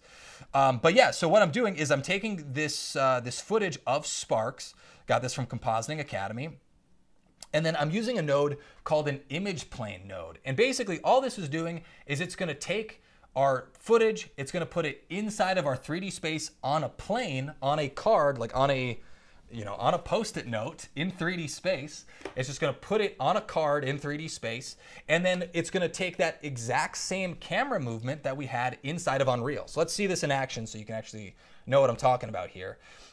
So here we have our sparks, and we get the same exact movement of our camera. And then when we take our depth pass, that's what you just saw there. This is our depth pass. We can basically map this so that everything that's black gets cut out of our image, and everything that's white we keep. So we want to cut out everything in front of this L-shaped trapezoid building so that we put the sparks right underneath Godzilla's foot. And by kind of remapping the colors there and turning that black, we can basically hide those sparks right underneath his foot and really start to integrate this into our city. And it's even cooler if you do this with smoke and rain footage, because you can really start to spread it throughout several layers of your city. So it's stretching out through several blocks. And we even did this for Godzilla's breath. So we added in stock footage of smoke breathing out. And then I'm using the position pass here instead of our depth pass, but it's the same exact idea. We're just generating a black and white mask to cut out Godzilla from that stock footage. And if you look at this too, we can literally see we're kind of placing it in the middle of Godzilla's mouth. Very, very easily, just because we rendered out those 2 extra passes. And then, yeah, we're just taking that stock footage, retiming it so it kind of matches up, and I'm just kind of keyframing it so it matches up to Godzilla's mouth. And that's really it. It's actually surprisingly simple. And by adding lots of these layers together between the sparks and the breath and the rain, and the rain is basically just 3 or 4 layers put together. Very, very quickly we can level up our shots and make them look super impressive. So this is another example. You can see our Unreal renders super simple. There's no rain at all in these Unreal renders. So that's something just to really pay attention to. There's no police light in our first render. There's no spotlight coming from this helicopter. But if I play the rest of this breakdown here, you'll see I just rendered these out in different passes so that I could combine them together and make them look perfectly photoreal. So I had these police lights and this searchlight, which are just these are just single lights rendered out of Unreal. And then I'm adding in lens flares and different things like that. But very, very simple things, adding in 1 or 2 extra photographic textures like lens flares just to really make it look real. And then combining this with rain and stock footage of rain like you're seeing here, and just recoloring it so it takes the color of our background, and adding in stock and adding in dust, things like that. I'm able to really elevate this shot from something that could be quite basic into something that feels like we're in the middle of this rainstorm, in this stormy night. Everything looks real. Lights are interacting in the way you'd think. And it's just really hard to do these translucent effects like rain in Unreal. So, we want to play to our strengths, and the way to do that better is to use real life footage and do some old school visual effects techniques inside of Nuke instead of doing every single last thing inside of Unreal. And the trick here is just knowing when to say, okay, this is good enough in Unreal. Now I'm ready to render this out and just polish this up in the compositing stage inside of Nuke. But is that cool? Does that at least help reveal some of the layers and what goes into these more complex shots? This is the same thing. So this explosion was not in Unreal. It's literally the same exact technique I just shared, same exact steps. I'm just putting an image plane. I basically got stock footage of an explosion already, and I'm putting an image plane in 3D space of that explosion. And so it's never in Unreal, it's just inside of Nuke. But when I put that explosion and I layer it together with the final composite, the entire shot starts to come together with lens flares and glows and explosions and all that good stuff. And even sparks. We added some secondaries there, and we're able just to fine tune that in this final step in compositing. And the goal of compositing too, just to make this super clear, because compositing is one of those words where everyone kind of has a different understanding of what it means. Compositing is just, the whole goal of compositing is to make your CG render look like a photograph. Plain and simple. That's the easiest way I can put it, is we're just trying to recreate all of the imperfections of a real life camera and a lens, which is quite imperfect. It's all these crazy layers of glass. And as a last step, I also have my one-click compositing template, which just adds that extra layer of lens effects, all the things I normally add at a Hollywood visual effects studio, things like chromatic aberration, things like halation, film grain, diffusion, lens flares. It's basically just turning all those things that I'm adding in anyway, and I turn them into easy drag and drop sliders that you can quickly modify and add to your own shots. So that was the last polishing pass here. It was just throwing on that template. I use it all the time in my own work because I made it for myself, and I do share it as well. But yeah, that is the very last step there. So that is the whole visual effects studio pipeline, how you can make your own visual effects studio from home, and the entire roadmap to go from idea to screenshots to final visual effects and animation all in one go. So we spent some time to get there, but I hope that really gives you the complete roadmap as people that are pretty brand new to Unreal. I know a lot of us were beginners out here. I'm sure some of you, not everyone comments, I'm sure some of you are more advanced too, but that is compositing is that last step that we can use to really push our shots a lot further. And then obviously we went through how to build cinematic environments, how to source great elements, but also how to use decals and glow cards to add depth and create more cinematic looking shots. And then obviously how we went from idea to final film using those techniques from Pixar of making a story real first and foremost, so that we can make some really impressive visual effects. So let's play this one last time, the Godzilla breakdown, and take a look how it all came together.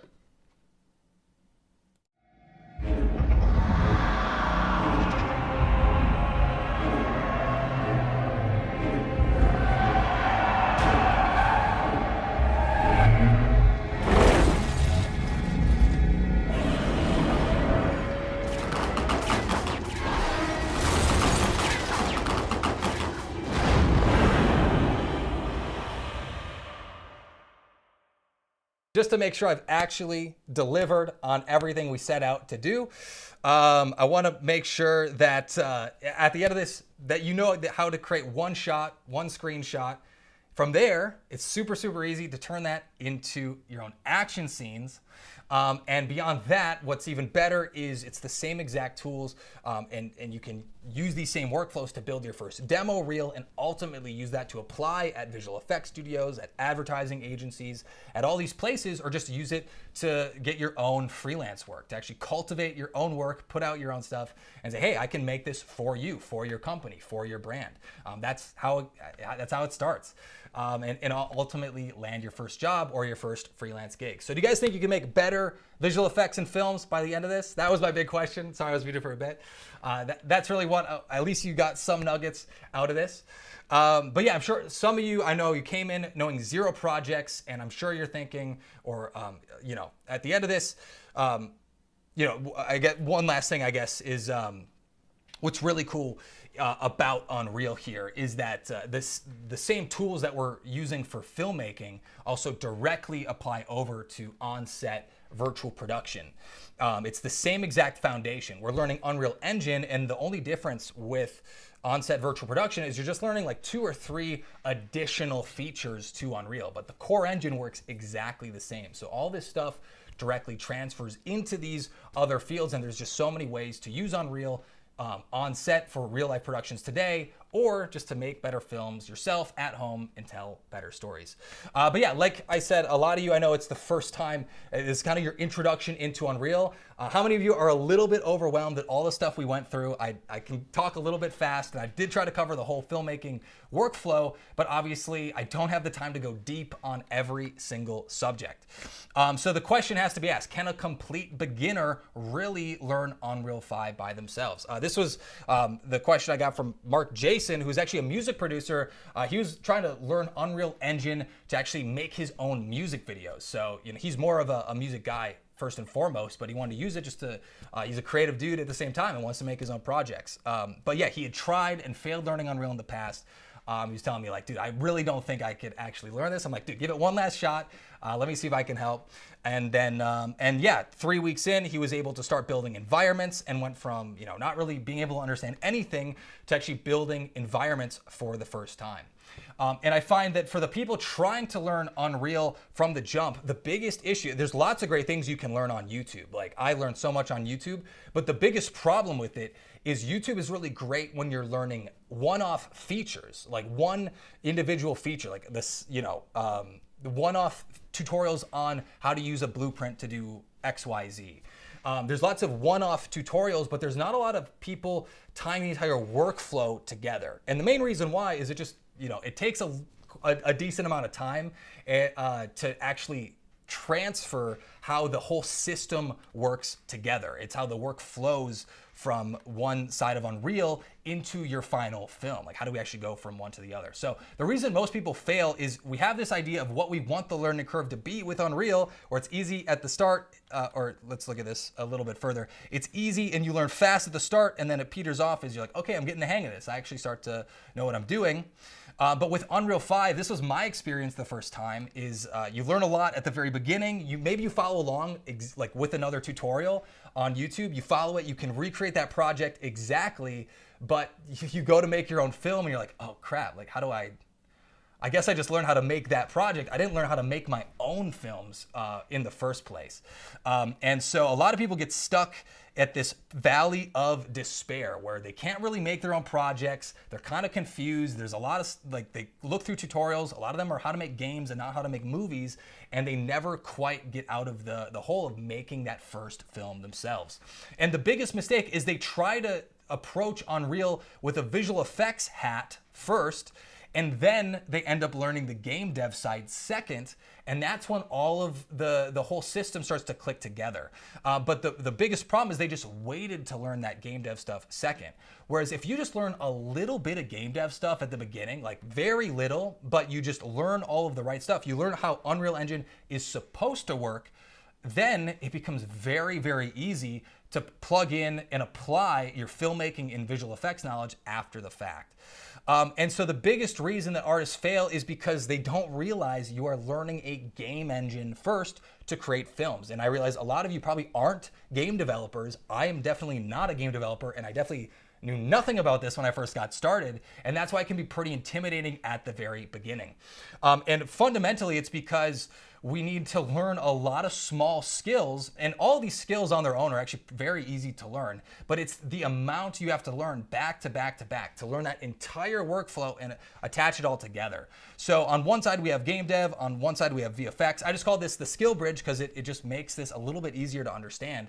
And we have skills like modeling and blueprints and materials and textures and animation and Niagara effects and making those muzzle flashes, down to lighting and rendering and compositing and more of the filmmaking side of this. The reality is why most people fail yet again is if you don't know, or you're just missing one of these skills, you can't cross the bridge. You won't make that final film, and that's the hard part. You need to know every single one of these skills one way or another. So yeah, when I was first learning Unreal, I got a call for Avatar: The Last Airbender, and they're like, "Hey, you know Unreal, right? Like, do you want to come join us on set and do that?" I was like, "Dude, that's awesome. Of course, yes." In reality, I was pretty new to Unreal, and I don't like showing up to anything not prepared. So I definitely was not going to show up on set unprepared. I was like, hey, yeah, sure, I'm great at it. I know what I'm doing.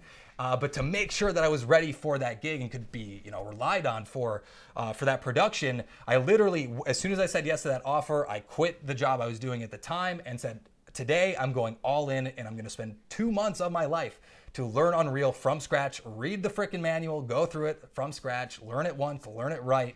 And but then when I finally got on set, what was so crazy is I went through 2 months of doing like my own projects and trying to learn all of this from scratch and go through all the old menus, figuring out all this stuff. And after like 1 or 2 weeks of just being there on set next to some of those folks at Pixo who had done this so many times before, it was so much faster to learn. And I learned more in that first week on set than I learned in 2 months of trying to piece this together on my own. As someone who I kind of pride myself on being pretty good at teaching myself a lot of stuff. I've been self-taught throughout more of my career, but it is really tricky because it is game development first and foremost, not filmmaking.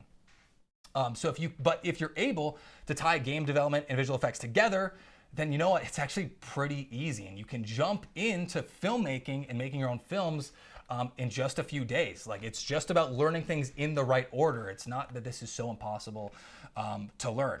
And once you do that, you're able to unlock real-time rendering forever, which means you never have to wait around for renders. You're never waiting around for Blender or Maya or anything like, or even After. Think about how long you wait for renders, even in After Effects or Nuke or Premiere.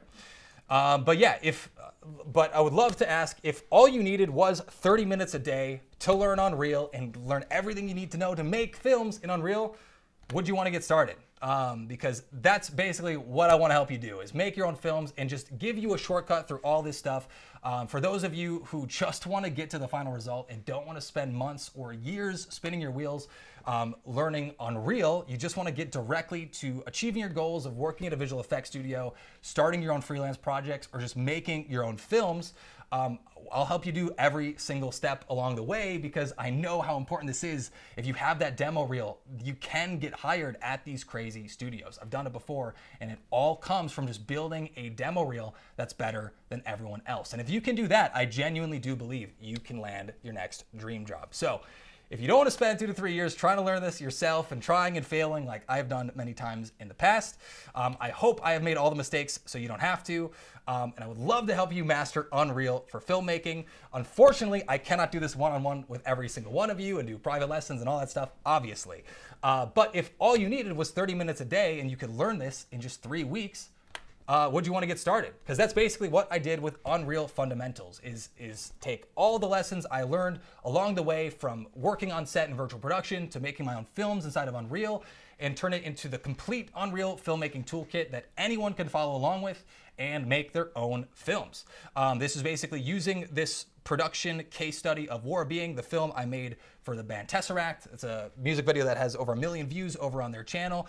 And we used motion capture. We built environments from scratch. And I want to teach you how to do the same thing. So you don't need to know anything in Unreal starting out.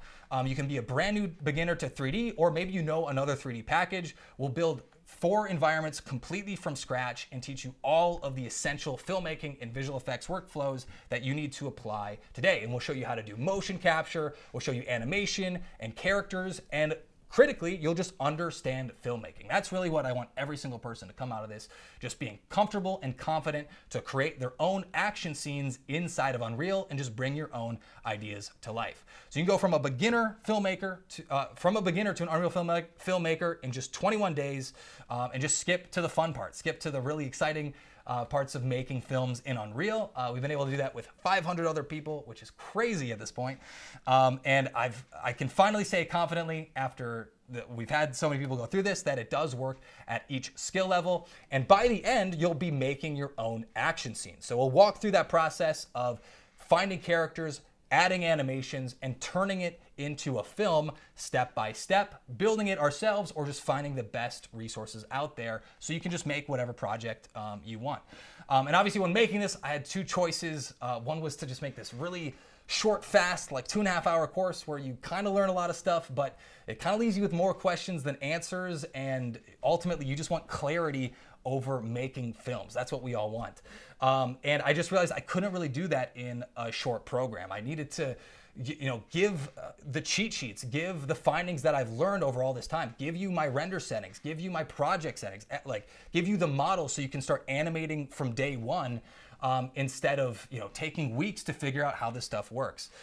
So typically we charge $597 for the complete course, but for everyone on here today, we're giving the biggest discount we've ever done with Unreal Fundamentals at the end of this. We got some awesome bonuses, and this is the biggest discount I've ever offered on a live stream. But I want to make it worth it. I want to over deliver and make sure you're getting the complete filmmaking toolkit. I want to solve every problem that you might have along the way. So it's not just videos, it's not just training. I want to make sure you know all of the different skills. So we made all of these different resources to make your journey through Unreal super easy, and some presets to make your first film way faster. So the highlights here, I'll go through this super quick, but instead of waiting around for all these slow renders, I went through Unreal and figured out the absolute best, mathematically the best, fastest render presets out there. These are the exact ones I use on every project, and I've just packaged them up so you don't have to think about render settings. There's no questions around it. You just have my exact render settings, and I'll show you how to use them right away so you can get these Godzilla quality shots, you can render out AOVs, you can render out all this cool stuff you just select presets. It's super, super easy. I've done the same thing for compositing. So instead of learning Nuke from scratch and trying to learn 8 years of compositing all at once, you can just take my exact template, my one-click compositing template that I literally use on all my shots, and you can use it on your own films. It turns all of this complicated stuff into a couple sliders, so you can spend a couple seconds compositing your shot, but you'll still get that Hollywood level look to your final renders. Super excited about this. This is like my favorite thing because I just love compositing, but it's my exact compositing template. Like, no joke, you're getting the same exact results that I get on my own projects. And these are the same techniques that I learned over like 8 years as a compositing artist and eventually compositing supervisor on Dungeons & Dragons. It's the same exact stuff. And then I also made materials and blueprints super easy to understand. I made cheat sheets for all of these to take all the game dev concepts and just convert them into easy to understand templates so you can master materials. And what took me 2 years, you'll just get all of that info in one place, and you can make blueprints and Niagara effects like those muzzle flashes, like that the gun setup, things like that will show you how to make artist-friendly blueprints in Unreal. This is like a hot button issue with people trying to learn blueprints for filmmaking. These are just how to make filmmaking tools. This is the good stuff. This is like just how to make effective tools inside of Unreal. This is also one of my favorite things. There's a huge PDF around it, custom lessons, videos, and basically showing you how to make visual effects tools inside of Unreal. That's how we made these cloud cards from the Dune project that we did in the last Masterclass, and we'll show you how we made those cloud cards, how you can do it yourself, how to make more tools just like it. But we're still missing one critical skill, and that is filmmaking. We still need to make sure that by the end of this, you know how to make films. So we've actually gone back and we've added additional chapters, 2 additional chapters to really make sure that you are supported and you can make your first film. So we'll actually make this project together. We'll source the characters, the animations, we'll do all the fight choreography, attaching it together. We'll have the explosions, the effects, the particle systems, all that cool stuff, and apply it all at once. And by following all of this, this is actually our student work for the people, what they've been able to achieve by the end of this training. They've been able to make shots that do have that Hollywood level look, not just copying what I've done in the past, but they're actually able to take their own ideas, their own vision, bring it to life inside of Unreal and become filmmakers, doing their own ideas first and foremost. So that is Unreal Fundamentals. The video's old, but it's literally 18 hours of training. You can get through everything in just 30 to 60 minutes a day, and you'll get all of these crazy bonuses of the render presets, my compositing template, blueprints for beginners. There's a bunch of extra stuff. I don't want to get all the way into the weeds, but there's so much cool stuff. Basically, every problem I experienced along the way, I made a cheat sheet, I made a bonus guide, so that you really get every question answered along the way, down to glossaries and hotkeys and all that great stuff, just so it's super easy. This is the complete filmmaking roadmap. A lot of people would probably charge a bunch of extra for all these extra bonuses, for all these templates. These could be products all on their own, but I just want to give you everything all in one place and just make it easy to learn Unreal once and for all. So yeah, we're not charging some crazy prices that we're seeing across the internet for all these Unreal courses. It's not going to be, something like that. But beyond that, I really want to, first and foremost, I'm always obsessed with trying to help people build a demo reel. So you can take that and send it to a studio and maybe get hired. So chapter 12, we created where we literally are giving you the exact plane I'm using in this Godzilla project, the Bristol Bulldog. So the cockpit is rigged, the plane is rigged, everything's rigged so you can use it to create your own plane battle yourself. And this is exactly from chapter 12, where we go ahead and we make a plane battle step by step. You learn how to make films with aerial filmmaking, attaching cameras to planes, creating all of this step by step with me. And I'll show you all of the building blocks you need to know to apply these filmmaking techniques to make your own demo reel. And like I said, the whole thing is rigged. We got the interior, the exterior. We put a lot of love and care into this model to make sure it's awesome and that anyone could use it on any project. So super excited about that. Obviously, we had to make that model. We had to texture it. We had to rig it. We had to do all this stuff. We had to record all the training. But that's just totally free as a bonus when you sign up today. And if you had seen the Dune Masterclass, I want to throw in another crazy bonus, which is just the entire Dune project file. Who here wants to just take my exact project file, learn from what I'm doing with the rigged ornithopters, with these exact sequences, and you can literally go into Arrakis and make your own Dune sequence yourself. That's basically what you can do if you sign up today. We're going to include the Dune project along with everything else for free, completely as a thank you and as a bonus for sticking around. And you can learn the Visual Effects Studio standards, see exactly how I create environments, and then literally create your own Dune shots yourself. We had to buy out the rights for that model, and obviously it took 2 full work days to put all of that together. So, you know, the environment itself would easily start at $2,000, but it's completely free as a bonus, throwing it in along with everything else if you want to sign up today. And lastly, this is something I've never done for the price that we're dropping everything to today. I'm actually just going to give you a complete extra bonus course for free if you want to sign up today. So like I said, most people don't know how to use Nuke for compositing, but you have to know Nuke if you want to work at a visual effects studio. So for those of you out there that really know, hey, I want to take this career path seriously, you have to learn Nuke. And instead of taking 8 years to learn all of it, I want to teach you everything that I know, all of the best shortcuts and tricks in a single day of training. We have a 6-hour additional training course to take you from a complete beginner in Unreal and teach you all of the techniques that are important that go into your favorite Hollywood films, from green screen keying to compositing your shots, just to making them look better. We cover the full green screen workflow, how to track cameras, and we even show you how to take green screen footage and make Unreal backgrounds and combine Nuke and Unreal together. And this is the same workflow that's used for a bunch of music videos to record bands in the foreground on a green screen and then add in crazy visuals in the background. So this was like hugely requested that we kind of cover this, and we're just going to throw in this as a complete bonus if you sign up today. Usually this is on its own. It has its own project files. We basically break down this freeze project file, but you'll get all of that as a complete bonus, all the secrets to create cinematic renders.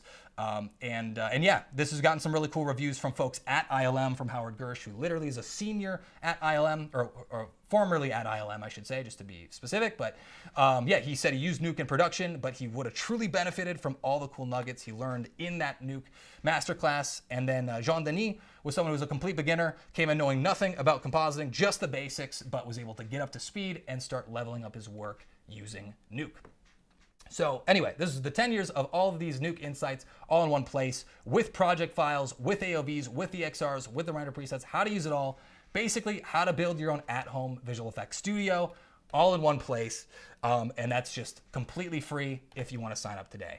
And as a last thing, a lot of people, it's kind of becoming more of a rave thing now, is having paid communities, so you get feedback, because artistic feedback is so important. It's the thing that has helped me the most in my visual effects career.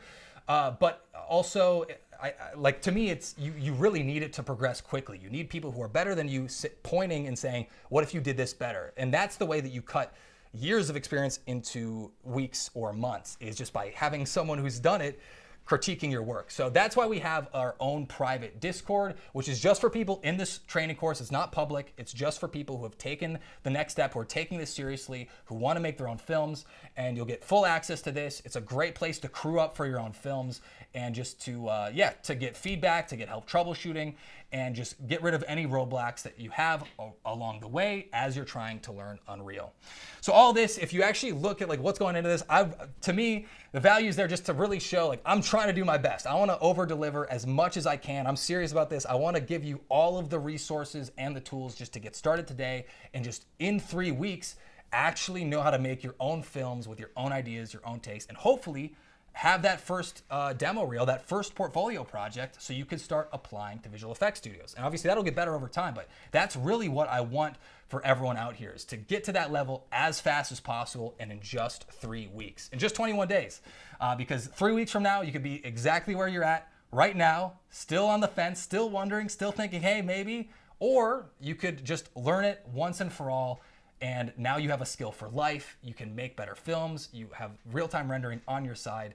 But no, we don't need to go through some crazy prices. We're not doing that. The goal here, we want to eliminate all that camera gear, so you don't need to do any rentals the next time you want to practice. We're trying to eliminate rendering so you never have to wait around for renders ever again for you Blender and Maya users. And ultimately, we'll just make you a better filmmaker so you can practice filmmaking for free. And not for some crazy prices, but for today, this is the lowest discount we've ever done on this, which is the Unreal Fundamentals, Dune project files, Unreal to Nuke Masterclass, and Community Access, all of that for just $397. This is our lowest discount we've ever done for everything you're seeing here. We probably won't do this again, just to be honest. But if you're interested, I'll post the link just so that you have it. Let me just pop out here so I can give everyone here the link in case you're interested, but it's just unrealforvfx.com/go. That is the link there. So just check that link out. That'll bring you right to checkout. And yeah, you can use that to get started. And yeah, let me know if you want to sign up today. We'll see you in the Discord, but I'd love to shout out anyone that's interested in taking that next step. Let me just show you that slide one last time as well. So that's everything you're seeing there, everything for just $397. And we also do have a payment plan. So I want to make sure you guys know about that as well, one last time, because we can also do this installments. It's not all at once. Let me just make sure we pin this to the top, and then we'll get back to the presentation. But yeah, so just to kind of show you everything here, let's pull this up. As a bonus as well, we want to make sure that you actually get this result. So many people try, or they get a course and they don't do it, 2 weeks later. It's a tale as old as time. But we want to, again, I'm genuinely trying to think, how can I make sure everyone has their best shot possible? And one thing I was super excited about is we send you daily accountability reminders and lesson recaps of what we covered today, so that in 21 days, you actually get that result you're hoping for. Not just thinking about it like, oh, that'd be cool. No, we're going to help you get there. We're going to give you a custom email every day telling you what's important, what you need to know, and make sure you don't miss anything along the way. And just help be there every single day to make sure you're supported. And then we even have the Unreal Glossary, which is all of the crazy game dev, game dev techniques in Unreal, simplified, made easy to understand for the rest of us, for filmmakers. And again, we're just adding so much bonus stuff because genuinely, I just want this to be easy. I want all of us making films in Unreal, bringing our ideas to life, and eventually working on movies together. That truly is my end goal here. So like I said, unrealforvfx.com/go is where you can get started. It's available for $397, or you can get started for just $99 today, and that's with a 30-day money-back guarantee. Basically, it's it's $99 and then 4 additional payments of $99. Otherwise, you can just get everything all at once for just $397 today, and you'll save $100 off your discount. But yeah, we'll be running this for the rest of the weekend. Like I said, we're just going to be running it short term, only 50 seats, or until Sunday night, whichever happens first. We'll keep a live counter on that page over at unrealforvfx.com/go. But yeah, just to literally solve every problem that you will have as you're going through Unreal.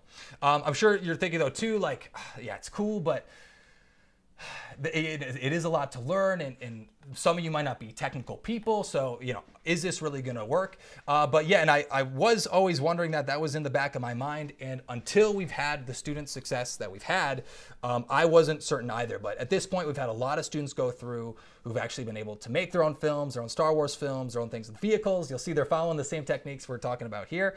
But yeah, what do our students actually say? We've had Louis Cha, who's someone who's a complete beginner.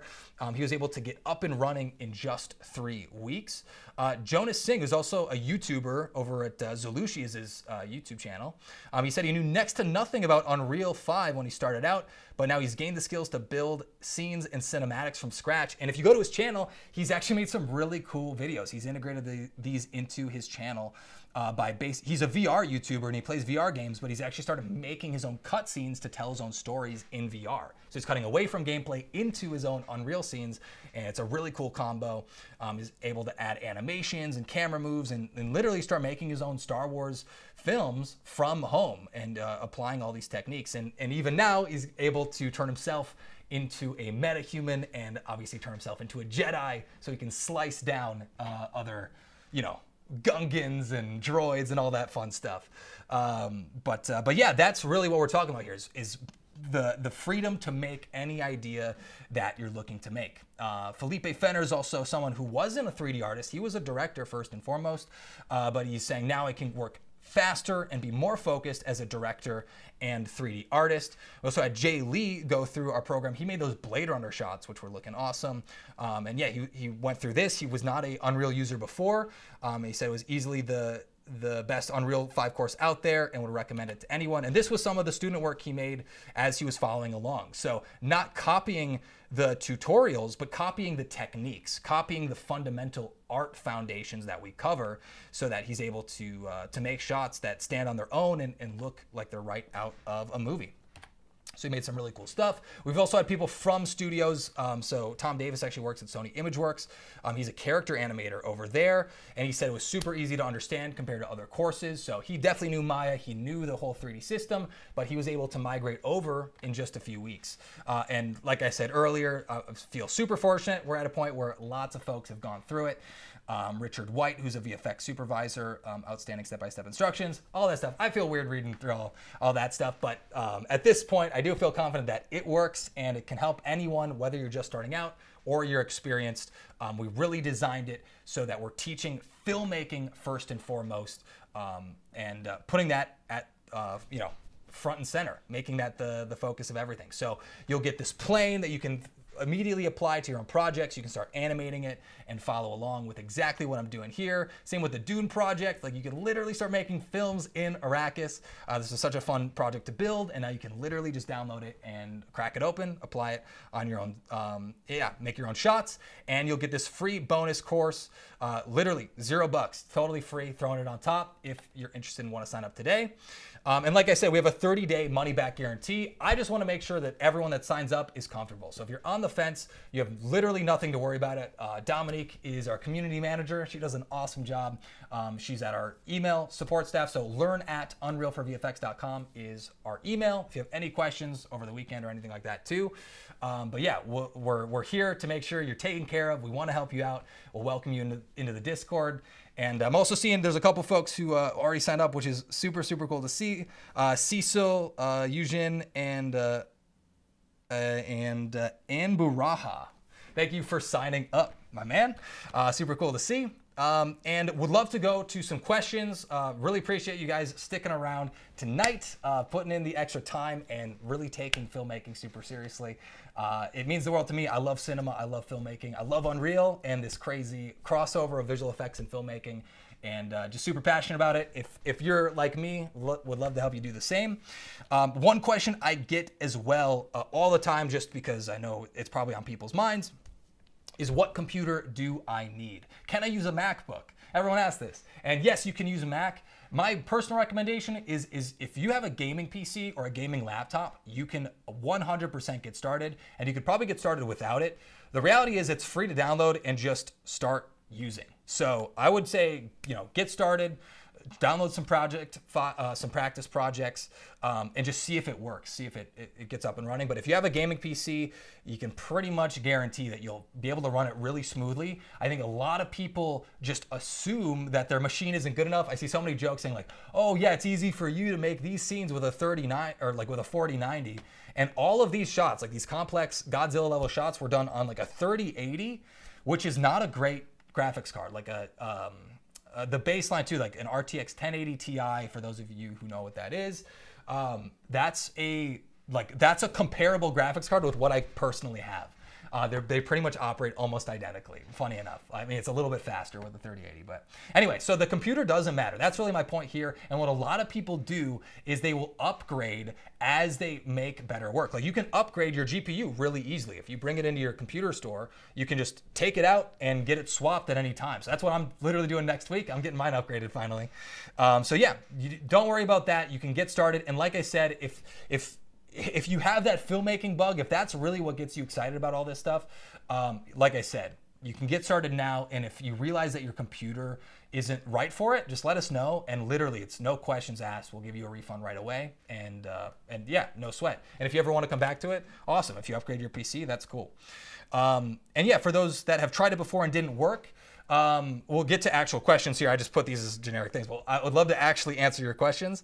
Yeah, like I said, the biggest the biggest reason a lot of people kind of suffer through this is they're learning these one-off tutorials, which I think are great, but especially if you're just starting out, genuinely, the hardest thing is just understanding how you go from idea to render, and how do you just piece all these little parts of the puzzle together. But once you know it, it's super, super easy to just apply over and over again. That's why I get super loud and excited and big hand gestures when we're talking about Godzilla, because it's super fun. And once you know it, it's really easy to apply.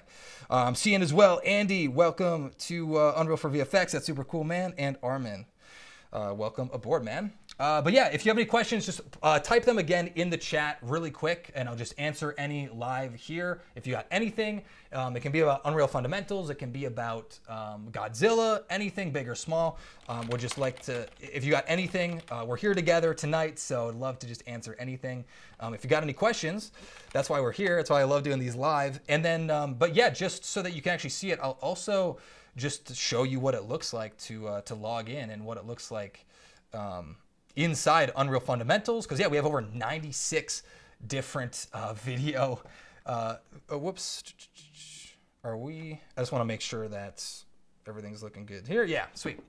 Yeah, we have over 96 videos at this point. It's getting kind of crazy, but they're also really short and easy to digest. We're not doing like 40-minute long videos on everything. It's like, okay, here's how to learn everything you need to know in 5 minutes, but applied to the entire package, and always focused in on filmmaking. Yeah, welcome Andy. That's super cool to see. And then I'm just gonna pull up, I'll just pull up the webpage so you guys can see that as well. But please, just if you got anything at all, any question, just put that in the comments, and I'll take a look at that right after. Would love to answer anything, especially if it's artistic techniques. I mean, that's the stuff I love getting deep on. So if you have anything, just let me know. But yeah, let's actually take a really quick look here, and we'll take a look at what it looks like when you're actually inside Unreal Fundamentals. So you get started right at the top. We'll show you what to download. And then, like I said, we have 5 to 10 minute long videos covering every single thing. We build our first game. We build our own little Pac-Man, which is super fun, super easy just to get up and running and start to understand how this stuff works. And then we get into building our own environments. We build environments completely from scratch. We'll show you all of the cool techniques along the way. Make it super easy to follow along. I'm gonna mute myself there so that doesn't intersect. And then, like I said, we have all these cool bonuses. Here's the material cheat sheet that you can just download right away. We have a huge chapter on lighting, which I love. It really helps you improve the look of your films. We even get into Niagara and how to create those spark impacts, how to add physics and those impacts into Sequencer. And then obviously, like I said, we have brand new chapters on how to make plane battles inside of Sequencer, how to make custom blueprints for clouds, how to add Niagara effects into those plane battles, all this cool stuff. Lots, and you get lifetime updates if you sign up this weekend too. So yeah, and then we also have all these bonuses. So we have our one-click template at the bottom here. If you just keep scrolling down, for those of you that signed up, just so you know where to look, and our lightning fast render presets. We just updated these last month because we keep updating it when I find out new stuff. And then we even have that glossary. So really easy to understand, just showing off images, all this stuff that's easy to see, easy to use. And I didn't even mention this. We even have our own AI search engine. So something like again, we have this whole video library. That's great. But what if you need like a single answer? Like one thing is, okay, I want to enable path tracing. That's like how you can get high quality renders in Unreal. So instead of like knowing where to find that, you can just type in, okay, how do I enable path tracing into the search bar? And then we have instant search results. So you can see, okay, yeah, is that in the console variables lesson? Or we can pull up the path tracer lesson and say, okay, yeah, how do I enable path tracing? So you just click on the video link, and it literally opens up that video, and you can see it jumped exactly to that time code where we can see, okay, this is how we enable path tracing. So we get that answer instantly. We can use that search engine and just get those answers, and it's the right answers. You're not searching through old forum posts and through old videos and Unreal 4 and Unreal 3, all this old stuff. You can just search through the right answers by using the AI search engine. That's a really fun thing that that was on my dream list, and we finally got that integrated into there. So yeah, it's really designed as a resource so you can use it not just once, but we're here to help you continue to make films for months and years to come. Like genuinely, like I'll be using Unreal for the next few years, making animated films and breaking them down and showing you how we do it. That's what I'm super excited for. So yeah, unrealforvfx.com/go if you're looking to sign up there. We'll answer some questions. I'll go back to Q&A. It'd be cool to see. Anand, how do you remove background in the matte paintings? So how I did it on this project, how I made it just so you can only see the lights, is you either add in a alpha channel, a transparency channel into Photoshop. Inside of Photoshop, you just give it a alpha channel. Or what I did is even less than that. I just turned it into an additive material in Unreal. So it literally just adds everything on top. So every pixel, it just adds. So basically, I just added in the bright lights from the city and nothing else. So that was the really simple way I did that. You'll definitely understand it. It's in the material graph if you're looking for where to do that. Is UE 5.4 stable enough to jump right in for a beginner? Good question, Legendary On. I would recommend not to jump into Unreal 5.4 yet. Personally, I haven't had an outstanding experience with Unreal 5.4. A lot of times the very first release of any new version of Unreal is a little bit buggy. So it's nothing to be surprised at. They're working on it. They're going to update it. But I personally am going to use like 5.2 and 5.3 for pretty much everything. And a big distinction is Unreal 5.3 is free for you to use forever, but you will have to start paying for licenses for Unreal if your business makes over $1 million in revenue. So obviously for all of us freelancers out here, like you don't have to pay anything for the licenses still, even on Unreal 5.4. But just so you know, once you're getting into studios and bigger projects, that's the deal going forward. But Unreal 5.3 is like totally free forever. Can you please reinstate my membership in the Discord channel, Gnarly Gorilla? Yes, we can. Just send us an email at learn@unrealforvfx.com and we will get you covered there. Gnarly Gorilla, let us know. Quickly, the glow card, was that a plane with an emissive texture or a light source? So yes, it's a plane with an image texture. So it's a texture of just this soft, blurred out image. And that's it. And then we're just like tinting it red or blue or green or whatever the color is. But that's all we're doing with the glow card there. Again, super, I would just, if you're trying to follow along, just try to build one tonight and put it in a simple scene. It's just a simple soft texture and then a depth fade node put into your opacity channel. And then you have a glow card. Like it's that simple. But yeah, how do I make myself as a metahuman without sculpting or customizing? If you wanted to do that, I would have someone else, I would have yourself sit in a chair, have someone else take an iPhone and walk around you, use the app Reality Capture, and that'll basically scan yourself, and then you can upload that into like there's a custom metahuman importer where you can import your own 3D models. That is what I would do. That's like the 3-second version.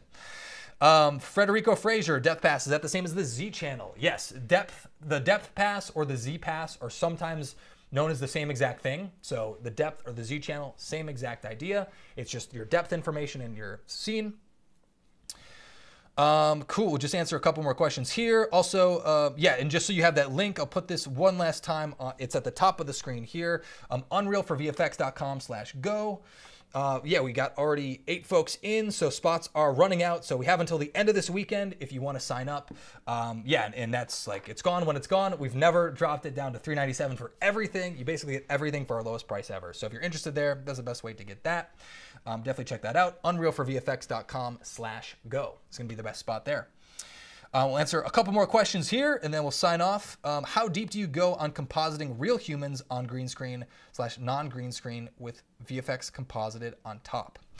Adrian Robinson. I'm just trying to understand that question because it's a good question. How deep do you go on compositing? Oh, so basically, we go deep, I think is the answer. So let me actually just share what we cover for the green screen side of things, because this is a really cool technique. I went through it pretty quick just because I know it's getting late and I appreciate you guys sticking around. So this is what we cover for the green screen side of things. So what we're seeing right here, this is what you'll get as that free bonus with the Unreal to Nuke Masterclass. What you'll get is we show you how to take green screen footage. So this is a real actor, a real green screen. And what we can do in Nuke, which again, it's free to download, free to use on your projects, you can basically recreate this camera move in Nuke. And then we're gonna take that from Nuke into Unreal, and we'll recreate that camera move in Unreal. So we'll render out a background using the same exact camera. And then we'll take this, we'll render this out of Unreal. And then how this works here is we'll bring this back into Nuke. We'll show you how to green screen key just like I do every day on Hollywood films. So the exact techniques I use inside of Nuke for perfect keys on final movies. I've done so many different techniques. I used to test out every new shot with a green screen. I would do a new technique just to try to find the best one. And I know what it is now. It works every time. So we'll teach you that technique so you can just key everything in a really, really fast way. Add in lens flares, add in lens dirt, add in diffusion and aberration, and just get everything to start to feel like it's starting to merge together. But then we'll also show you how you can preview this footage in Unreal. So we don't actually, we don't key him in Unreal and then our final result is this kind of crappy key in Unreal. We do this just to visualize our shot in Unreal so we can view it in real time, but we're gonna make our final shot inside of Nuke. So that's how we finish it in a Nuke. Just like with Godzilla, we're finishing all these shots in Nuke, but we're gonna preview our shot and work in real time inside of Unreal, and that's where Unreal gets really fun. So hopefully that answers that, Adrian. If you have a different question, I don't know if I quite answered it, but yeah, let me know. Hopefully that helps. Leo, I did a survey from the course to receive the bonus lesson. I haven't reviewed it. If you just want to send us an email, Leo at learn@unrealforvfx.com, that'd be really cool. But yeah, just let us know and we'll send over that bonus lesson.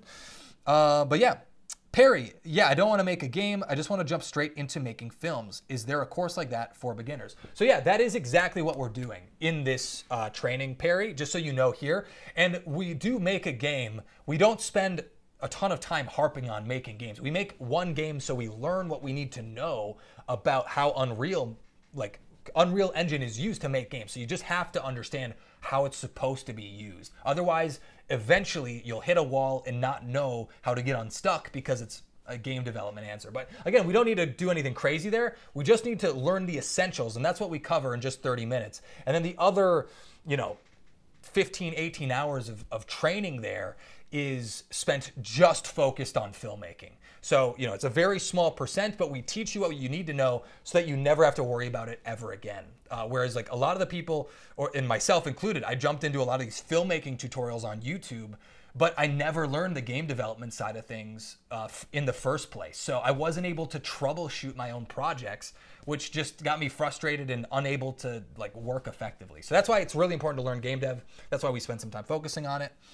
And yeah, Adrian, you can totally start this on a laptop.